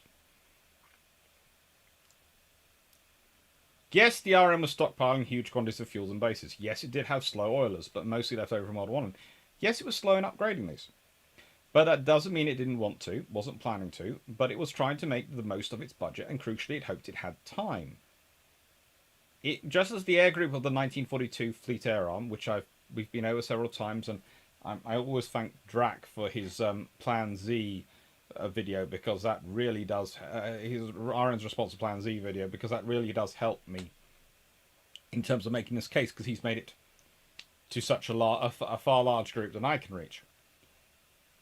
And it would have been dramatically different to 1939 if war hadn't broken out. So would the Royal Fleet Auxiliaries Association. Expect Dale class to have been more of them to have been produced, but also expect versions of Sprite class and the Wave class to have entered service by the end of 1942. This didn't happen because war in Europe, even Atlantic convoys or Mediterranean, really didn't need those assets, so they concentrated effort elsewhere, which meant the stuff that would have been built with a Far East war in mind in that year, those crucial years to 1942, like the carriers, which had been paused with the capital ships, the ideas not yet ordered for our replenishment at sea oilers, fast fleet oilers, were delayed. And also, when people start going, well, Britain, they know what they're doing because they learned from the USN, and you sit there and go, well, of course the RFA learns from the US Navy. By 1944, the world had moved on. Not even the USN of 1944 was the same or doing it the same way as it had in 1941. It's refined, it's improved techniques. It's not the same. So yes, the Royal Navy, when they're deploying the British Pacific Fleet to operate alongside the US Navy, learn what the US Navy does. Part of this is for commonality. So the British oilers and British fleet support ship can, if necessary, refuel American ships and vice versa. Because that's useful. You want task force, you want your allied forces to work together. And so it's just the same as Victorious, aka USS Robin, had allowed the USN to learn from the RN's experience. It's a sensible thing.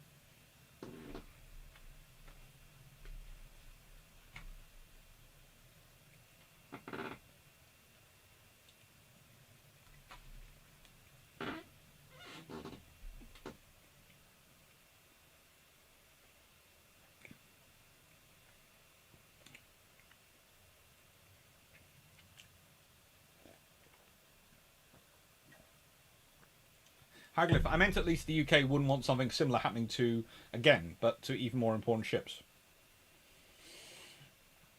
Yes, and that's another reason to send them to Abdul Atoll, because otherwise you have to protect them and spend your time protecting them, and that restricts your fleet movements.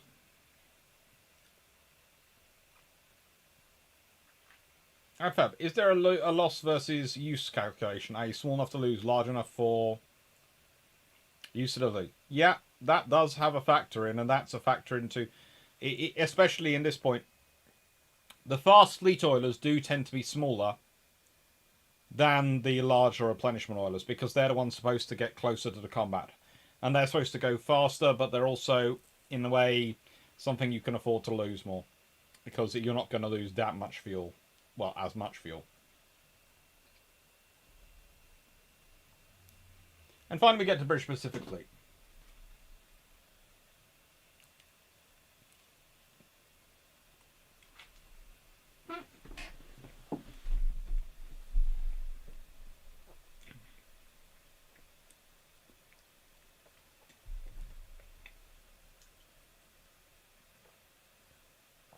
And you can see 6 carriers here.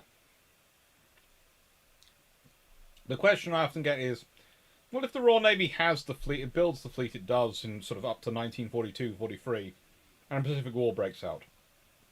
Before war with Germany or Italy. What do they deploy? Well, they probably deploy a Pacific fleet, and it probably is centered. It does probably have 6 carriers in it again, because it would have, the Royal Navy would have had Unicorn in service by that point. They would have had Illustrious. They would have had Victorious. They would have had Formidable, and probably Indomitable. They would have had Ark Royal. So probably you would see Ark Royal, Illustrious, Victorious, Indomitable, Formidable, and Unicorn deployed. Implacable and Indefatigable would have been under control, would have possibly been entering service as well at that point, so they might have gone, or they might have stayed because they'd been working up and probably backing up Courageous and Glorious, which would be slowly meandering down, ready to be replaced.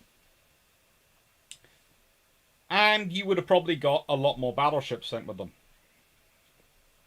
Probably the King George V's, the entire lot, and all the reconditioned battle cruisers. And that would have been a nucleus force sent, and then they'd have worked out what else to send afterwards.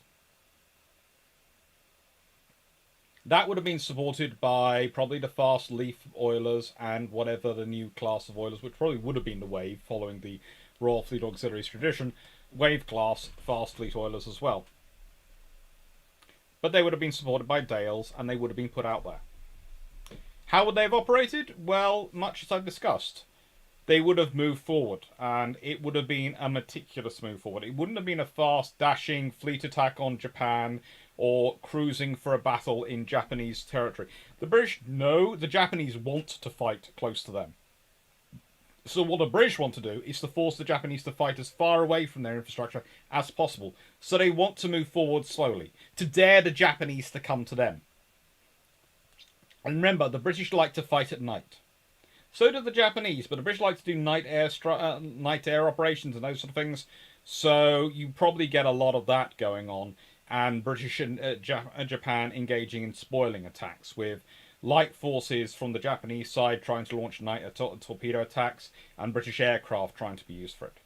Both sides trying to whittle down the other as the British slowly move towards where Japan is. You probably get amphibious operations taking place and seizing various harbour facilities and various places where they can start moving their forward operating bases. Because the British idea would always be that you would have oilers like the Dale class, etc., taking oil from Singapore or taking oil to Singapore and taking oil from Singapore to a forward operating base. And then it would be the oil would be picked up there, and it might be portions of the fleet come in, and as they're rearming, they refuel and go on. It might be that Leaf class or Wave class oilers come in with escorted groups, fill up, and take it out to the fleet. It will be as the needs suggest is best, because again, let's refer you to the British stats looking at predicting Mediterranean War. They are predicting they were going to run through AA ammunition quicker than they were fuel. Again, I can't remember where I read that, but I'm sure I am positive I read it in a book. And I'm positive. I think it was from one of the I think it was one of the estimates on air bases in the Mediterranean, and that wouldn't surprise me, having read a fair number of those, that it would say something like that. So it's a considered approach. It's a sensible approach. It's not the British being overly conservative. It's not the British being going, oh, we're operating near our bases, we're going to operate from them. It's the British going, what is the most sensible use of our resources? And running regular convoys to a forward operating base with the slower tankers taking in a lot of fuel there, and then having those tankers top up ships if they're there, or top up tankers which take the fuel to the fleet, makes sense. It means you don't have to use those fast fleet tankers running so far away. Your fleet can be more mobile and better supported. It makes sense when you're operating the other side of the world from your infrastructure.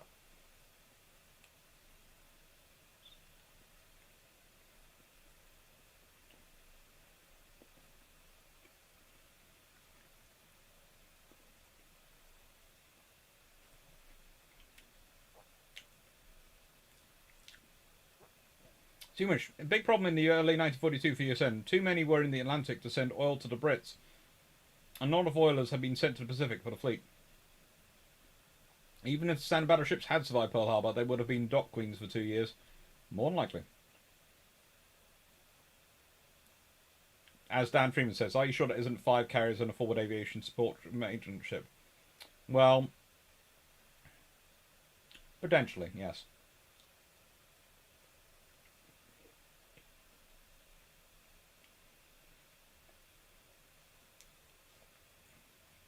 And 96 the largest iron fleet in history and wiped from history by blasted US Hollywood. 2%. Jones, what submarine classes were intended for the Far East? The T class. The S class were the Atlantic and Mediterranean ships, with the U class expected to take the lead in the Mediterranean, especially from operating from Malta. The T class were the big boats ended aiming for the Far East.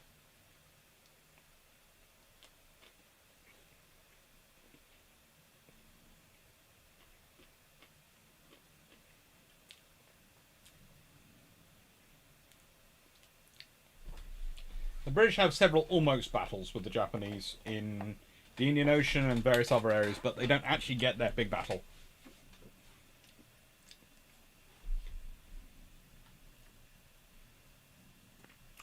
Now, imagine what would have had been the Rolls-Royce Griffin available earlier, rather than being left behind by focus on Merlin, or Bristol stopping their obsession with sleeve valve engines. They're always fun.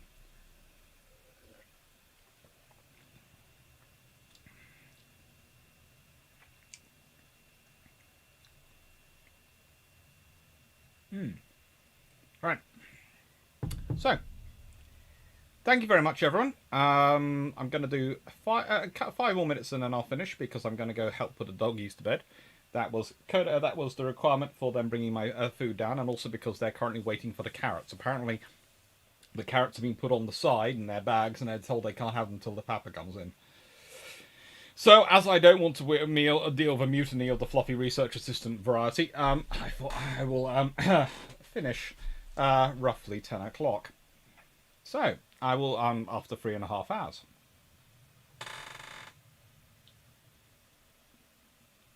Hello, one wonders if Japan takes the bait, it could get a victory through torpedo surprise. Potentially. But it would be something you'd have to play out, and something you'd actually have to see to take place. And you have to imagine that one of the problems, the British knew the Japanese had big torpedoes. They didn't know how long range they were, but they knew they had big torpedoes. So they might well have thought that they might well have realised long range torpedo attacks earlier. There's also the fact that the British doctrine is, to an extent, how do I put this? The Japanese destroyers would have to deal with tribal class destroyers and things like Didos and Arafusers, which could cause them a lot of trouble.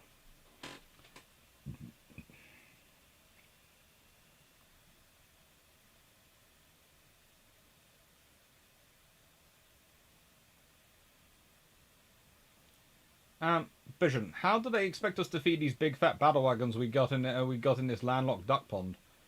Another great line in Tora Tora. Adfab, how many tankers were required to keep the force in Europe on the move day?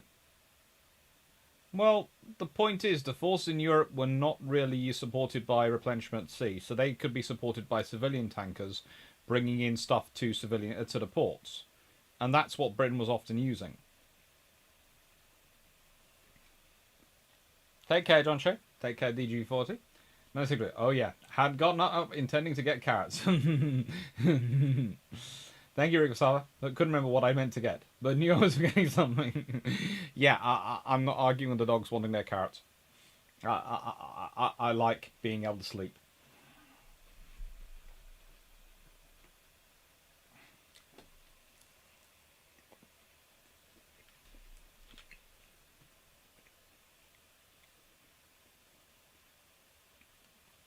Man, 6040. Yes, the British did get access to some of the information the US got on the IJN torpedoes, and they didn't dismiss it. They put it with their own. The British had their own sources as well on Japanese torpedoes. And they got access mainly after mainly after the December 1941. That's exactly.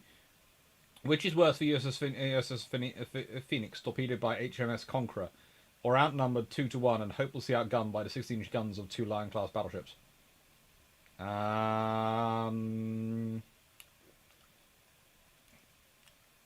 I would say the 16-inch guns of the two Lion-class battleships, because that she sees coming and knows she can't survive. Thank you, Sean V. Dampian, was there not a plan for the RN to requisition tankers at sea in the Indian Ocean to stock up secret bases? What with so much of the world merchant shipping being British flagged? There wasn't really a secret plan for it, but the British did have a habit of doing that if they wanted to. They didn't really need a secret plan. That's just understood that that could happen. Take care, Staff Thompson. Thank you. Anuk, you look more rested than your last live. Yes, I have been getting more sleep recently. George Jimmy, Arizona and Utah sunk, Oklahoma sunk and refloated, and then sunk while being towed back to US mainland. All the other ships were salvaged and repaired, and they took their time doing it. Yeah, the Royal Australian ship around Ground Canal was at the time surprised, just the US. Yeah, but at that, it's going to sound strange. You can be surprised by it because it's being used, but that's because you don't see the fleet doing it. One of the interesting scenarios you'd have is for the Japanese, especially if there was an early war encounter with the Royal Navy, and that, let's say this fleet had been put forward, is that the Royal Navy had done far more night fighting and night fighting training and lots of drills on it. And they sailed in a slightly different formation than the US Navy often employed. The US Navy liked the line ahead formation. The British had used the line ahead formation, but they tended to break it up by squadrons and flotillas. And they tend to have things paced out in something called an A to K line, ahead and sometimes behind. So then, as well to the sides. So you would be dealing with a slightly different formation and a slightly different practice. It's one of those things which we will only ever be able to get results from wargaming. It never happened, thankfully, because that would have been lives lost on both sides. But if it had happened, my prediction is that the British win, but it's a tough win. It's kind of like the Americans, it's a win, but it's a tough win. Because I think the British would be less shocked by Japanese capabilities because they had a more accurate system than them in the first place.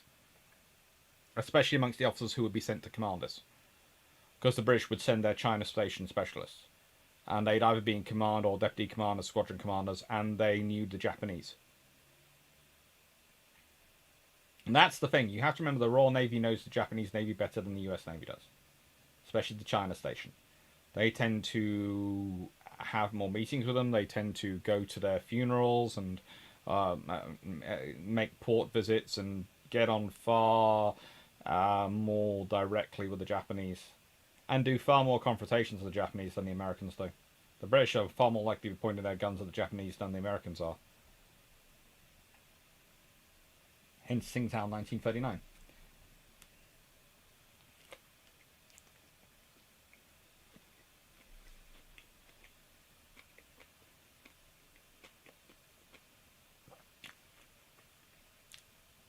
Nathan, can you imagine if Pearl Harbor was hit even harder? Yes. It's not good. I was having that discussion with Melanie 1640 earlier.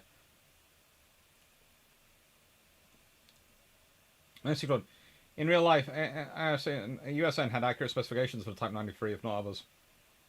Yeah. Nice occurrence. The Spanish DRAS sports newspaper suggested that the La Palma volcano should have bombs dropped on it to divert the lava flow. Just how stupid idea. Not necessarily the worst idea they've had.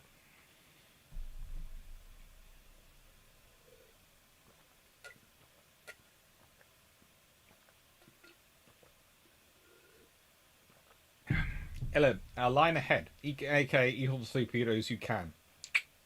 Which is why the British tended to have... Line ahead would be sort of the cruising formation in the centre of the formation, well inside the AK line. And again, we're talking about a war taking place in 1942. Britain would have had radar implemented well by that point. And that could have made a difference again. As the Royal Navy was starting to add its surface search sets coming in, and they were heading for destroyers and cruisers.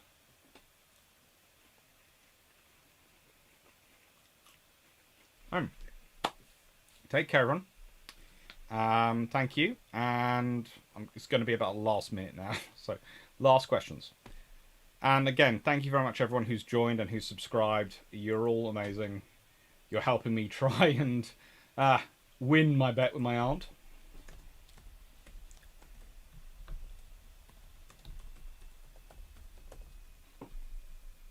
And who knows? I might win. I might win.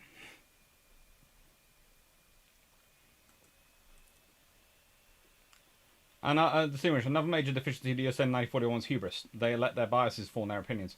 Yes, which by 1944 they didn't do. Anok, hitting the dry dock gates and all storage tanks would have crippled Pearl Harbor. Yes, they would have. Right. Take care, everyone. Night-night. And thank you. Thank you very much, everyone, for watching. Thank you, Anuk. Thank you, Steve Winish. Thank you, Melanie1640. Thank you, Just P. Thank you, George Newman.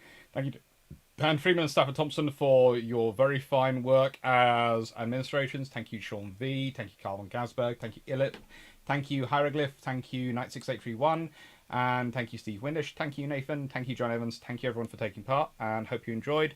And thank you.